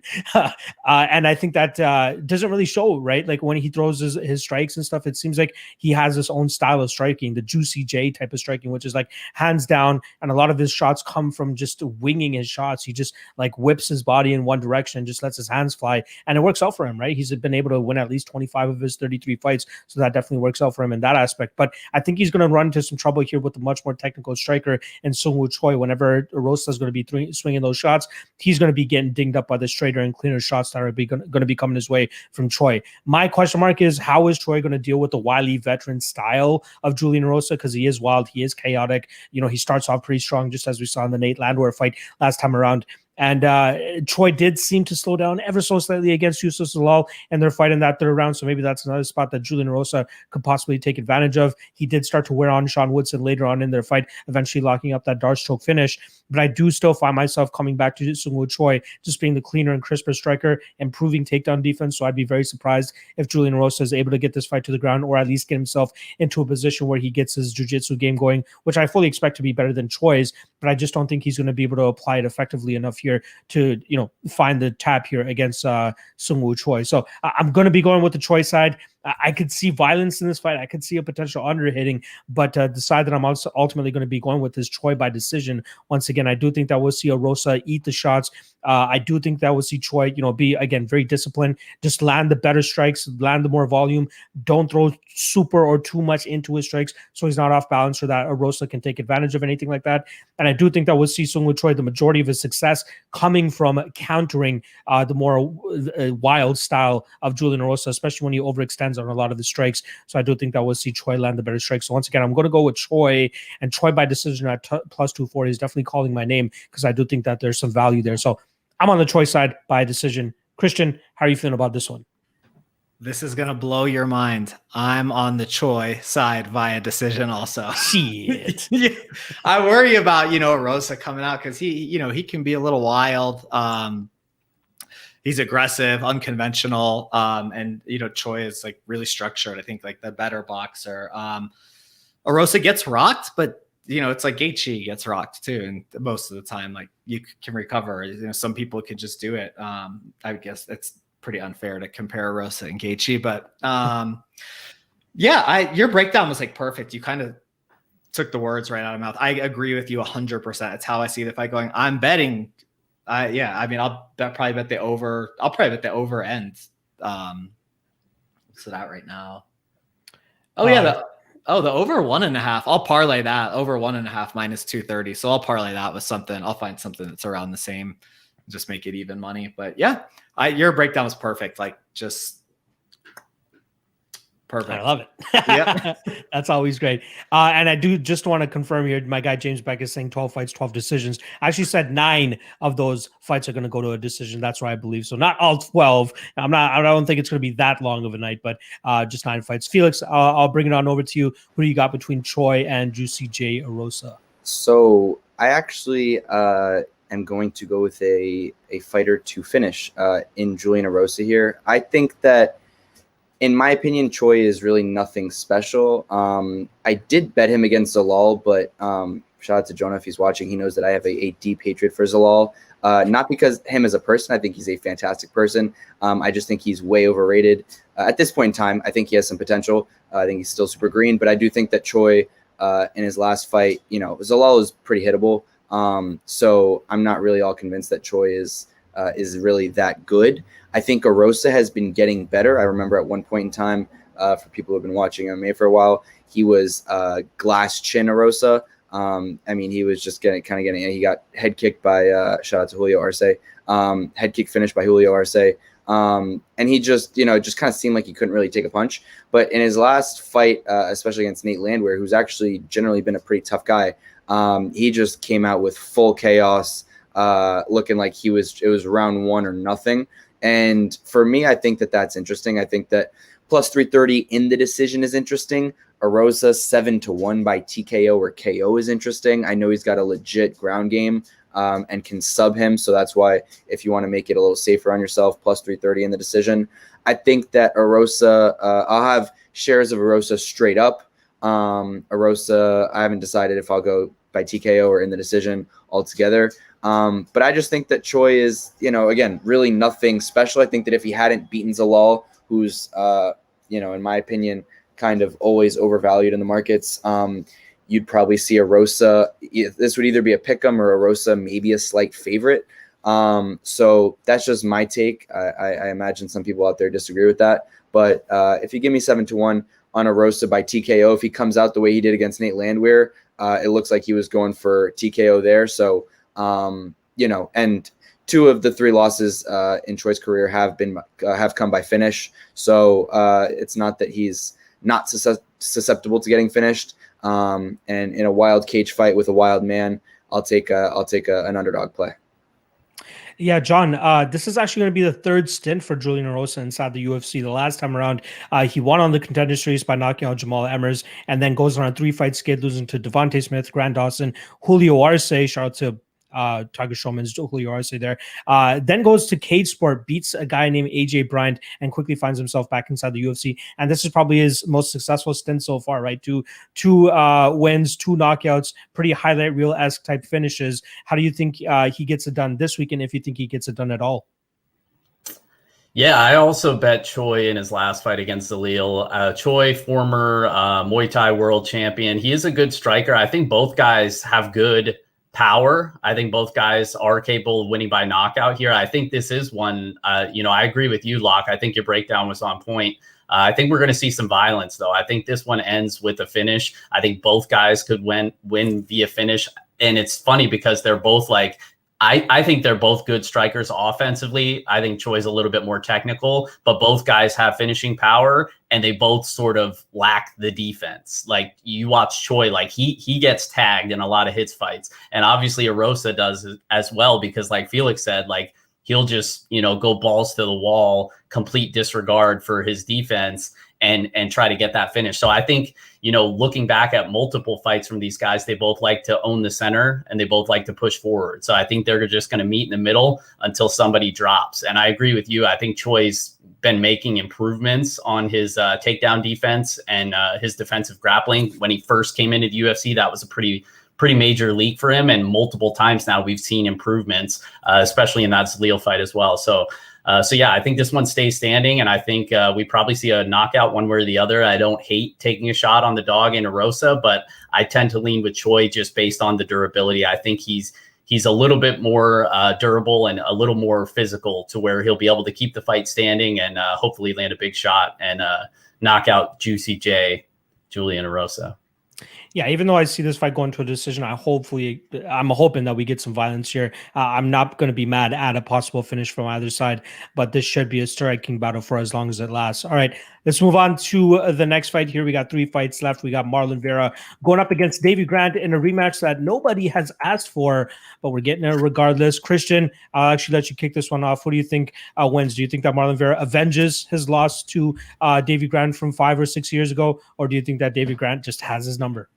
It feels like they never fought because I feel like they're, what is Grant's fought 5 times and Vera's fought 14 or 15 times in the gap. And it's like, it doesn't feel like a rematch to me.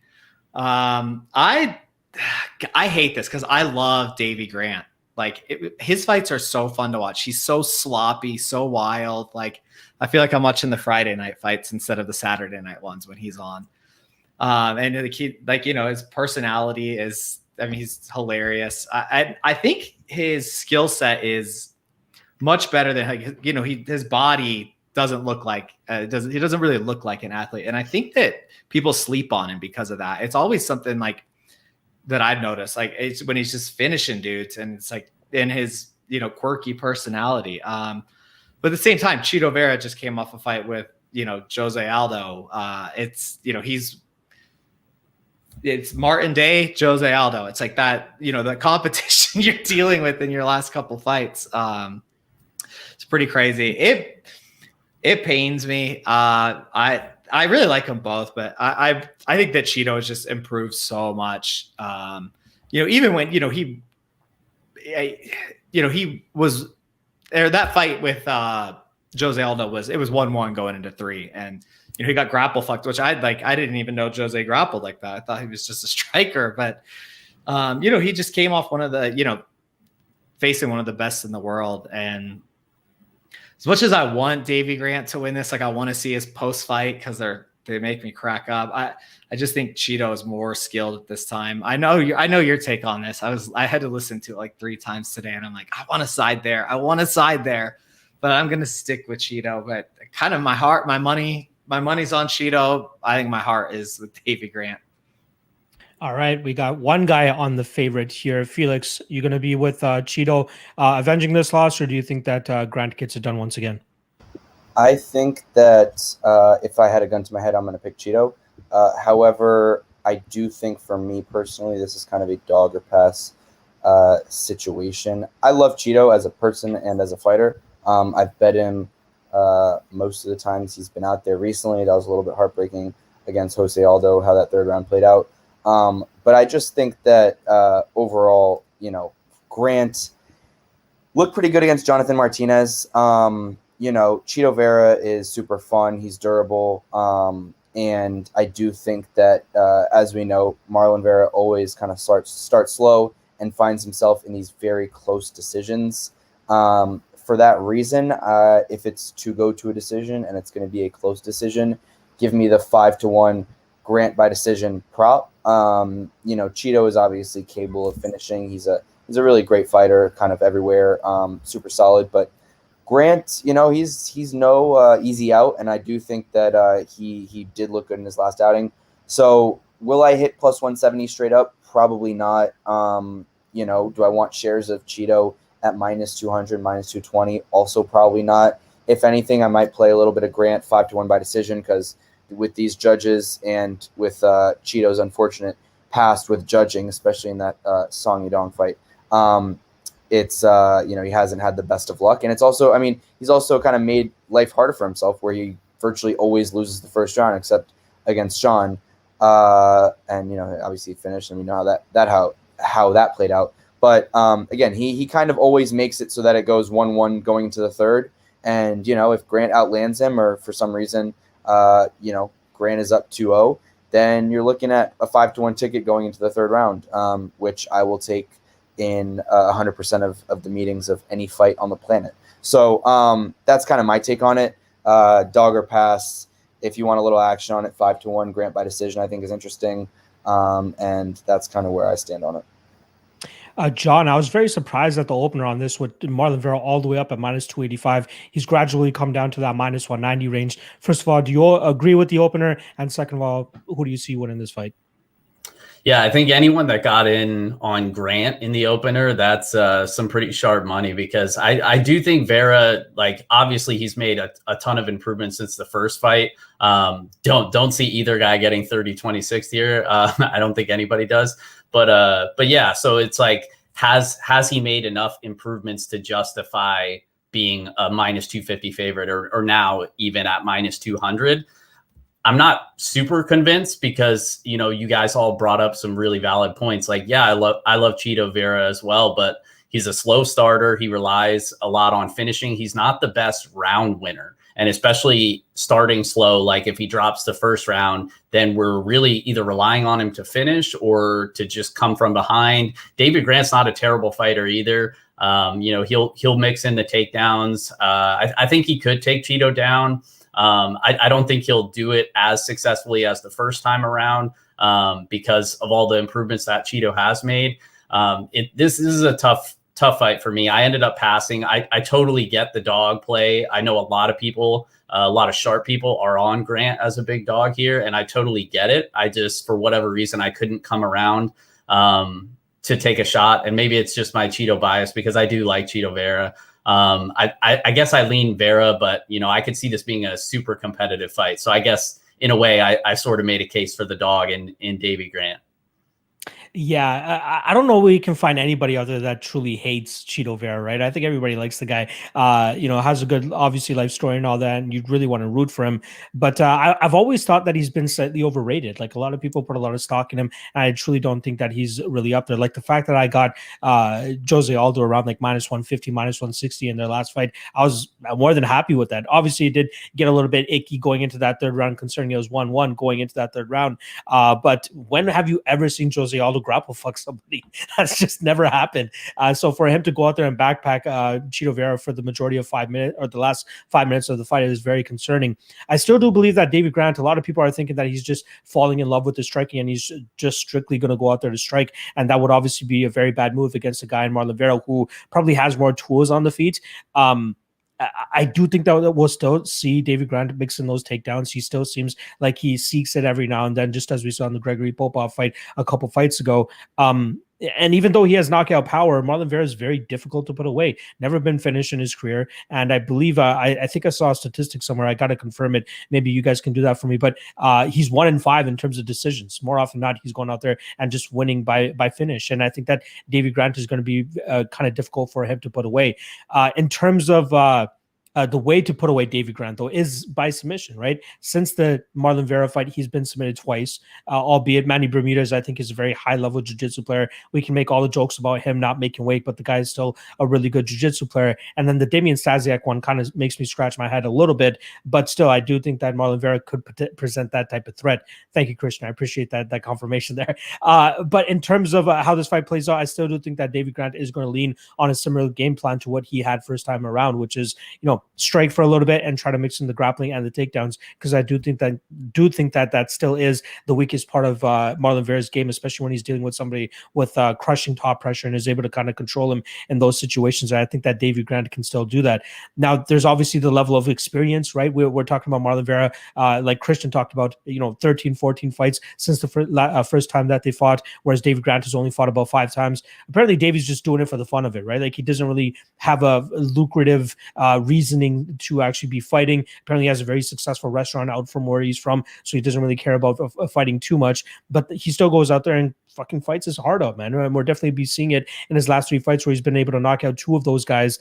And he's forever the underdog, right? Everybody continues to count him out every single time, but he goes out there and springs a huge upset last time around against Jonathan Martinez as a +250 dog. Did get hurt and rocked at the end of that first round, but came into that second round with a fire. And we truly see the tides turning in that fight, leading up to that knockout blow that David Grant was able to actually muster up and put together. So I am going with the dog. I do have him as my dog of the night play. I do have a unit and a half on him at +165. I think it should be closer to maybe like an even, maybe even +110 for David Grant. I do think it should be much closer line, but I just think that widely speaking, a lot of people just overlook David Grant's skills, and he's going to continuously go out there and continue to prove people wrong. And I don't think that Marlon Vera is ever really going to sniff that top 5, top 7 type of competition, or at least being ranked in that spot. He might fight guys that are top 5, top 7, but I just don't think he's going to be able to overcome those types of obstacles. David Grant probably himself won't ever be a top 5, top 7 guy,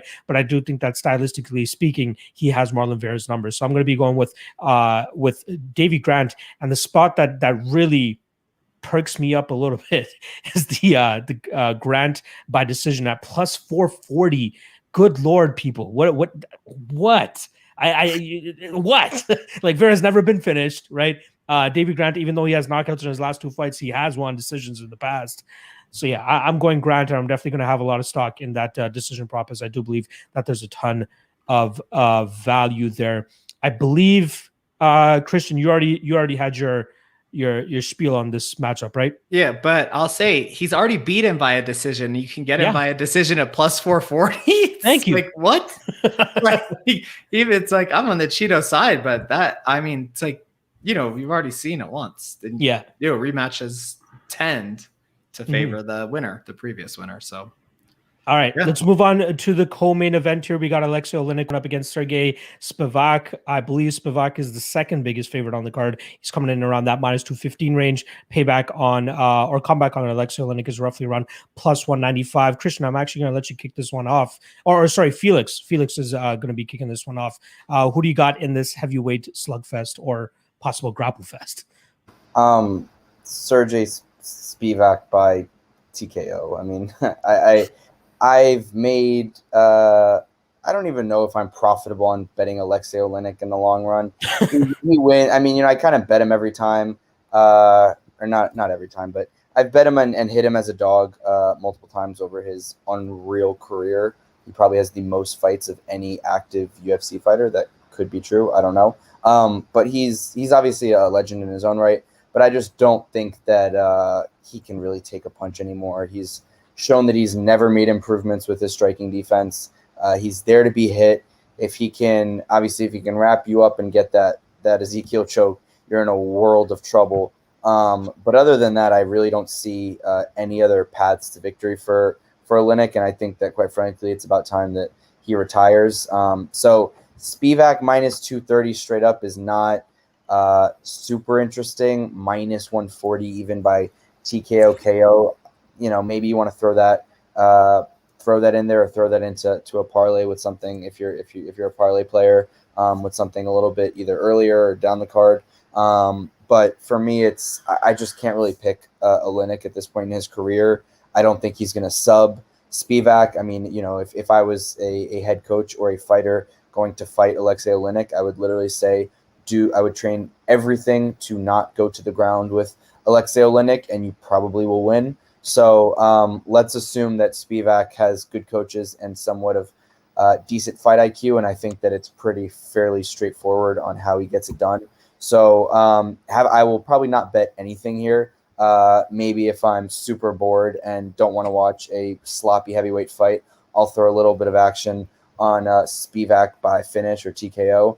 But other than that, I'll probably be staying away because who knows, the 43 or 44-year-old, I don't even know how old he is anymore, boa constrictor can always wrap up a sub. But other than that, I'm really not too interested in this slugfest. And honestly, I hope that if Alexei Oleinik gets knocked out again here, that he, for his own sake, retires because he's had a good enough career. And, he's a fun guy to watch, but at this point, he's just like a standing punching bag.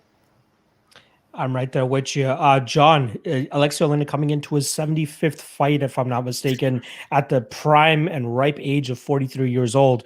Do you think he turns back the 14-fight veteran, I believe Sergey Spivak is, or do you think that Spivak gets this fight done? Yeah, 75 fights. He's been knocked out, a documented 9 times in his career. So I think this is going to be number 10, honestly. Just Spivak, whatever way he wants, just has to avoid that early clinch up and attempt at an Ezekiel choke, like you guys were saying. That's really his only path to victory. He does have a little bit of power. He might wing a couple overhand rights, but I'm not too concerned about him. So I really won't go too deep on this one. I think Spivak gets it done. I think he ends up avoiding the 1 or 2 minutes of cardio that Oleinik has, and then knocks him out and gets the finish. So Spivak by TKO is my pick.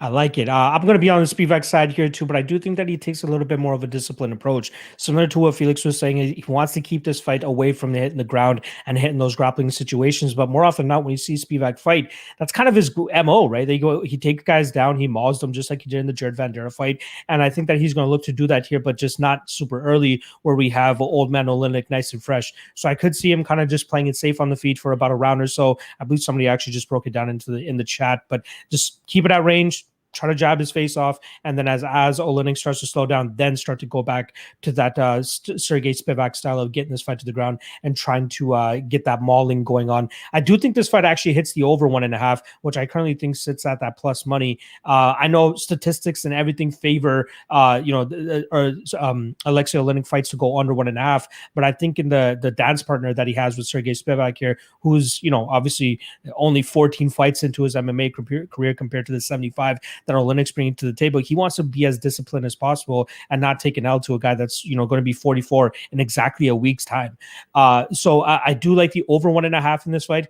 I did last night drop on the Propping You Up show. I put Sergey Spivak by decision in that plus 600, plus 700 range. I don't mind that. Like a lot of people are saying that Oleinik's cardio falls off a cliff after, a round and a half or so, but I still can see Spivak just playing it super disciplined and just not getting wrapped up in anything with Oleinik. And, with the style that he'll probably be fighting, Oleinik might have a little bit better of a gas tank, just getting his face jabbed off for the majority of that fight. So I'm going to take Spivak. Spivak around 3 is something that's calling my name as well. But I do like that Spivak at plus 600 for the decision with a little bit of a sprinkle. So I'll definitely be chasing a little bit of that.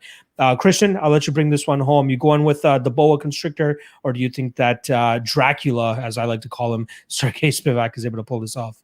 Like Tupac said, it's me against the world, I guess. So yeah, I like Oleinik here. It's funny, when I looked it up as the polar bear versus the boa constrictor, it's like I was like, got to tape it, ended up watching Planet Earth.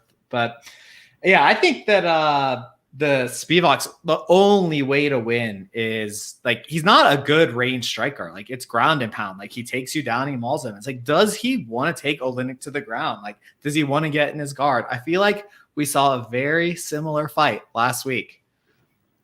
I think the dynamics are super similar to the Craig Jamal. I guess that Jamal Hill's a much better striker, but does Spivak want to be on top of him? And can he piece him up at range? Like, I'm not really sure that's not the way he does things. So it's a long shot. It's the second biggest underdog on the card. I wouldn't go heavy on it, but I like to find the dogs where I can find them. So I honestly think Oleinik is going to submit Spivak, and I think it's going to come from some sort of weird ground and pound, like he's going to get over and then it's going to lose an arm, lose an elbow, and it's going to get choked out.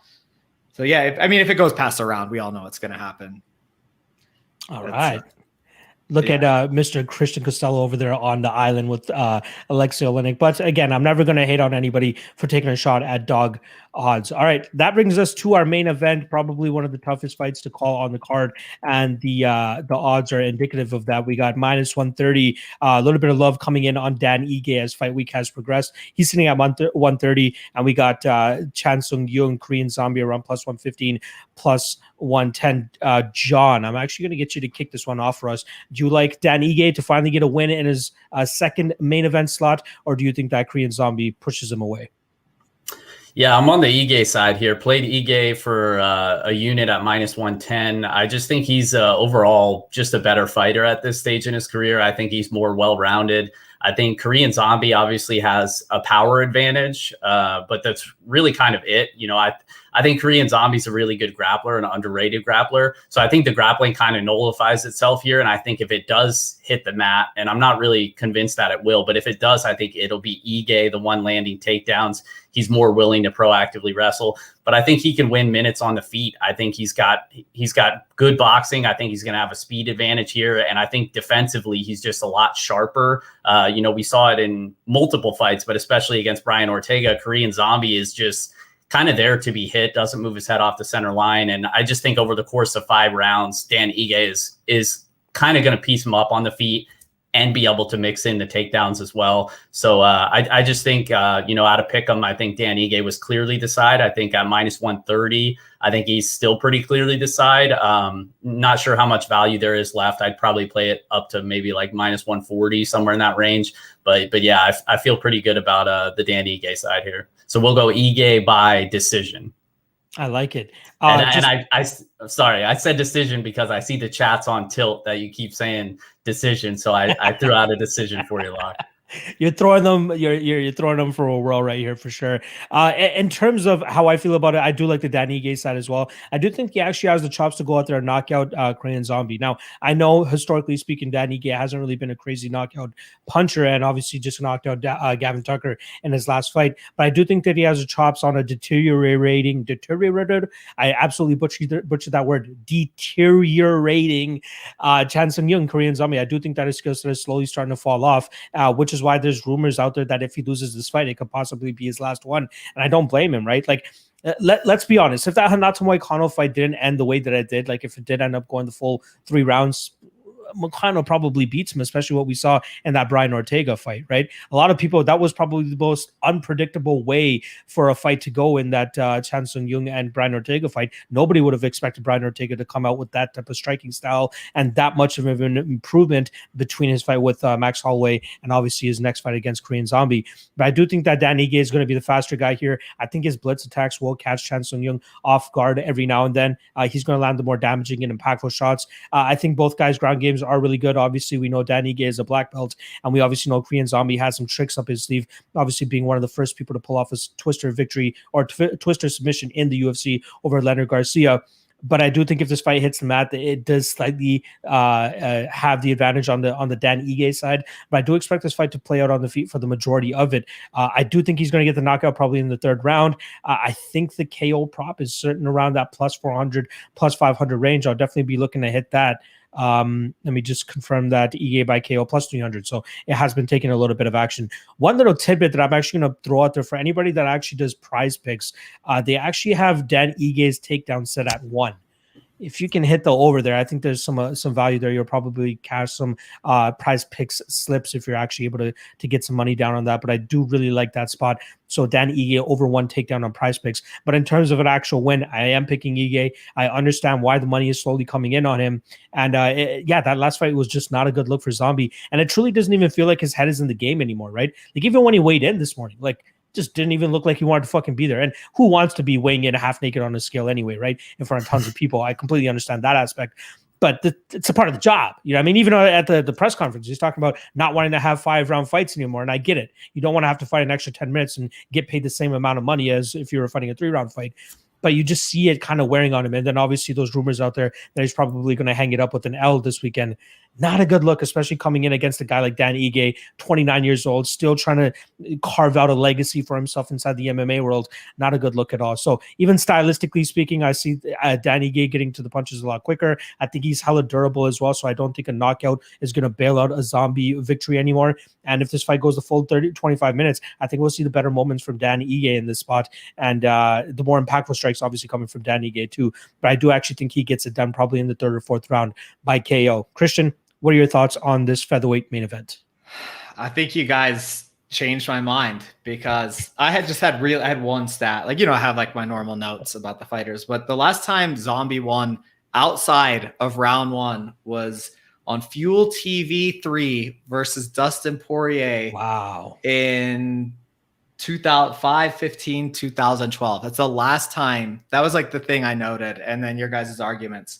I'm like, so he essentially, like, I'll take 8 to 9 years worth of data and be like, oh my God, like he's lost, but it's the only way he's won. So I was like, wait, so yeah, I switched my pick to Ige. Ige's never been finished. So it's like I combine those 2 points of data, and like I'm not super data driven, but wow. Ige's never been finished, and Zombie hasn't won a fight outside of round 1 since he finished Poirier in 2012. So on that, I am also on Dan, hopefully 75K Ige. I like it. I like it. Felix, it seems like it's almost a unanimous decision all around here with Dan Ige. You going to throw a wrench in our plans and pick Korean Zombie, or do you think that Dan Ige gets it done? Nah, 50-44 Dan Ige here. I just think that I just think that I actually bet Dan Ige. He was the first thing that I bet this week. I got him at plus 100. And then I bet him again at minus 105. I think that was on Tuesday. I bet him first at plus 100 on Monday because I just felt like the sharps were going to get there. I just think that in my book, in a 5-round fight, I have Dan Ige at minus 180, even bordering minus 200.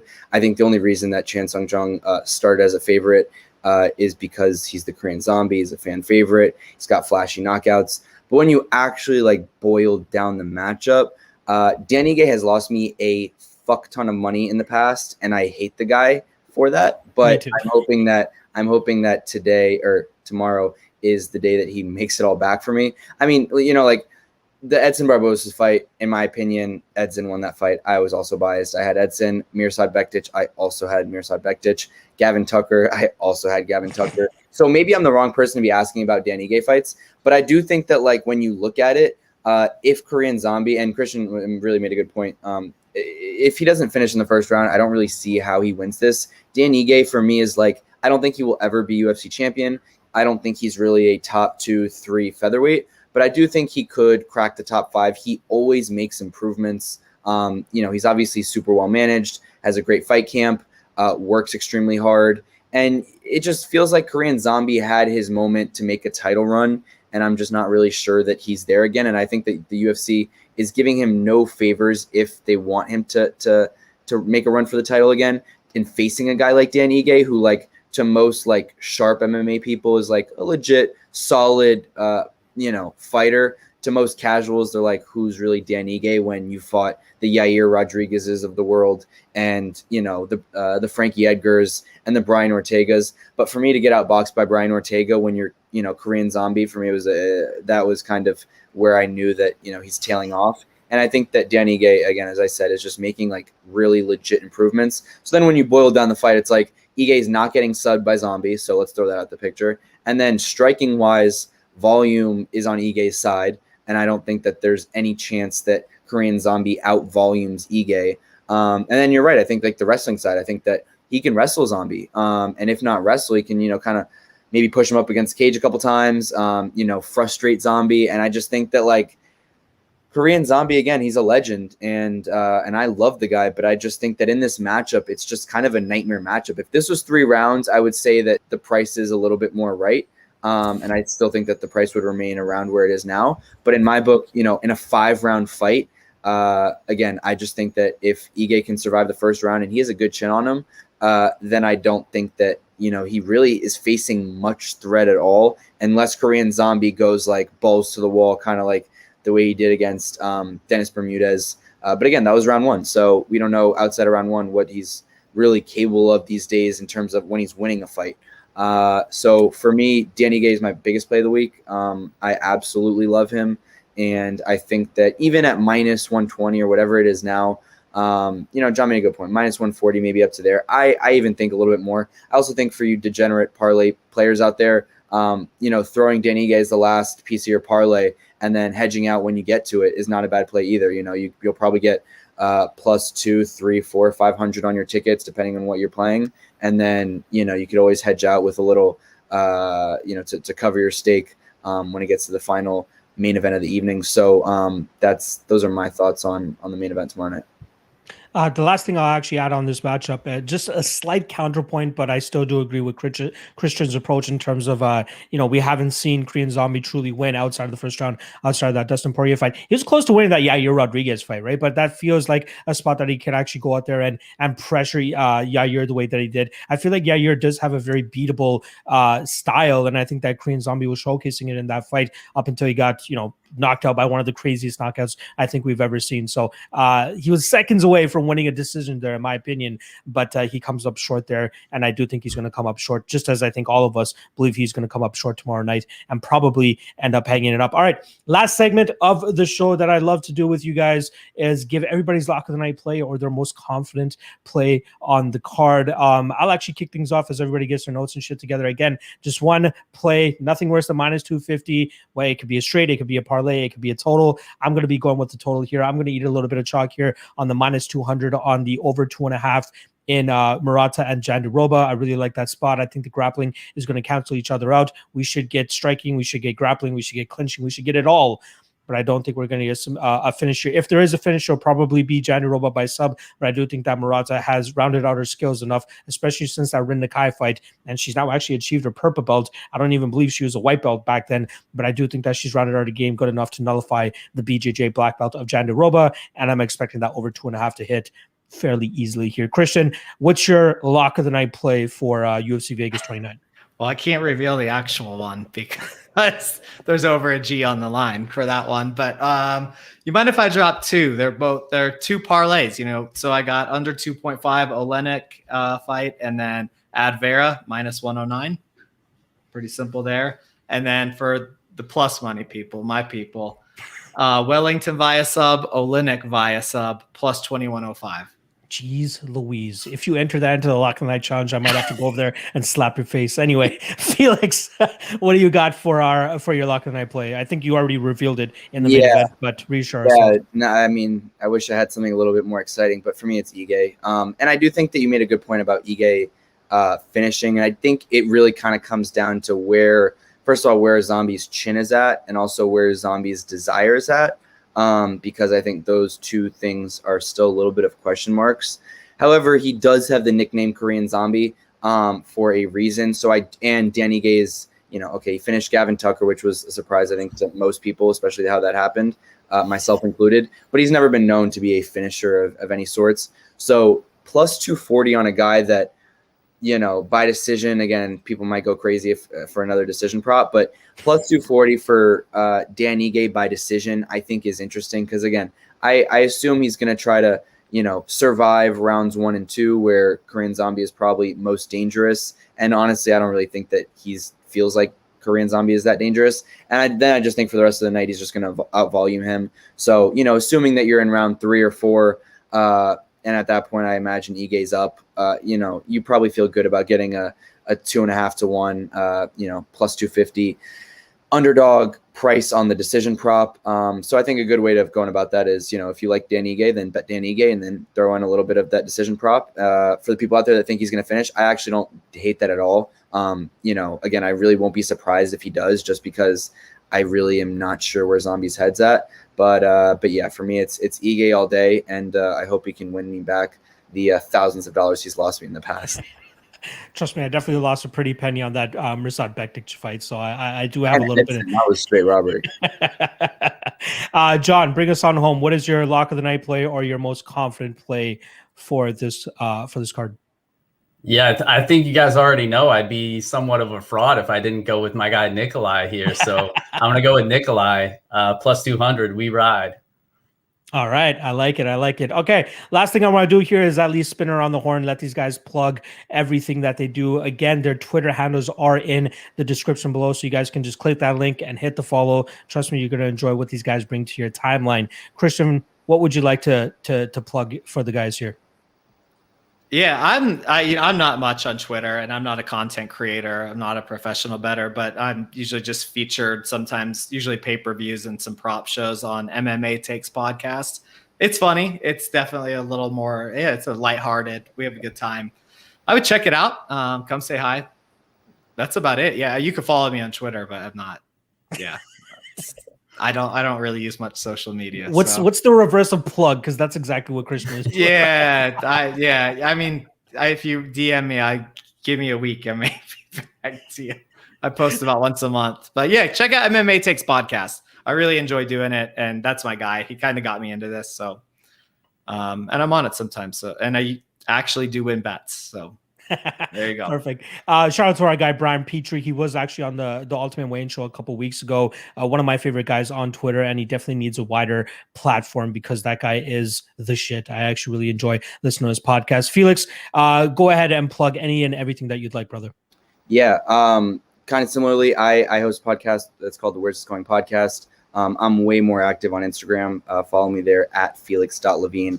I mostly just use my Twitter to degen and tilt on absolutely every sport. So, which is probably something I shouldn't do. I should probably make it a little bit more professional. But if you want the real pros, go to John Kelly and Jonah Schiffman. They're two of the best at FTN. But for me, follow me on Instagram at felix.levine, my YouTube channel. I sit down with UFC fighters to mob bosses to whatever you want. So hopefully you guys can check that out and find something a little bit fun. But that's basically it for me.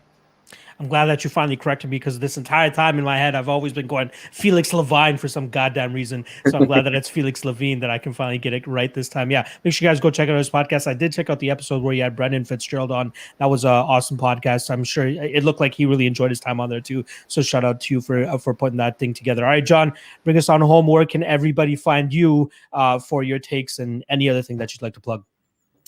Yeah, so me and Jonas Schiffman, the heavyweight chalk whale, Jonas Schiffman. No, I'm just kidding. Me and Felix said we'd take a couple jabs at him, but we're running the show over at ftndaily.com, ftnbets.com. And just a quick plug, every content article is completely free this week. Everything's outside the paywall, so go ahead and check that out. And you can follow me on Twitter at John Kelly DFS. Try to have a good time on Twitter as always, and Sixers in 7. Did they actually pull it off? I had money on the Hawks today, motherfucker. Yeah, so obviously you guys can find all those guys wherever they just plug themselves. Shout out to Jonas Schiffman as well. I do believe he's going to be on for next week's show, so you guys will get some more FTN daily action on the Ultimate Weigh-In Show. Make sure you guys go support these guys. And yeah, that's pretty much it on the back end here. Again, make sure you guys hit that like, hit that subscribe, go show these guys some support. And I'll be back tomorrow, 1 p.m. Eastern for the Fight Day live chat to talk all things UFC Vegas 29, taking all questions, comments, and concerns from the chat. So make sure you guys swing on by and show your boy some love. Good luck on your bets tomorrow. Gamble responsibly, and hopefully for John Kelly's sake, Negumereanu comes through for my boy. Good luck, everybody.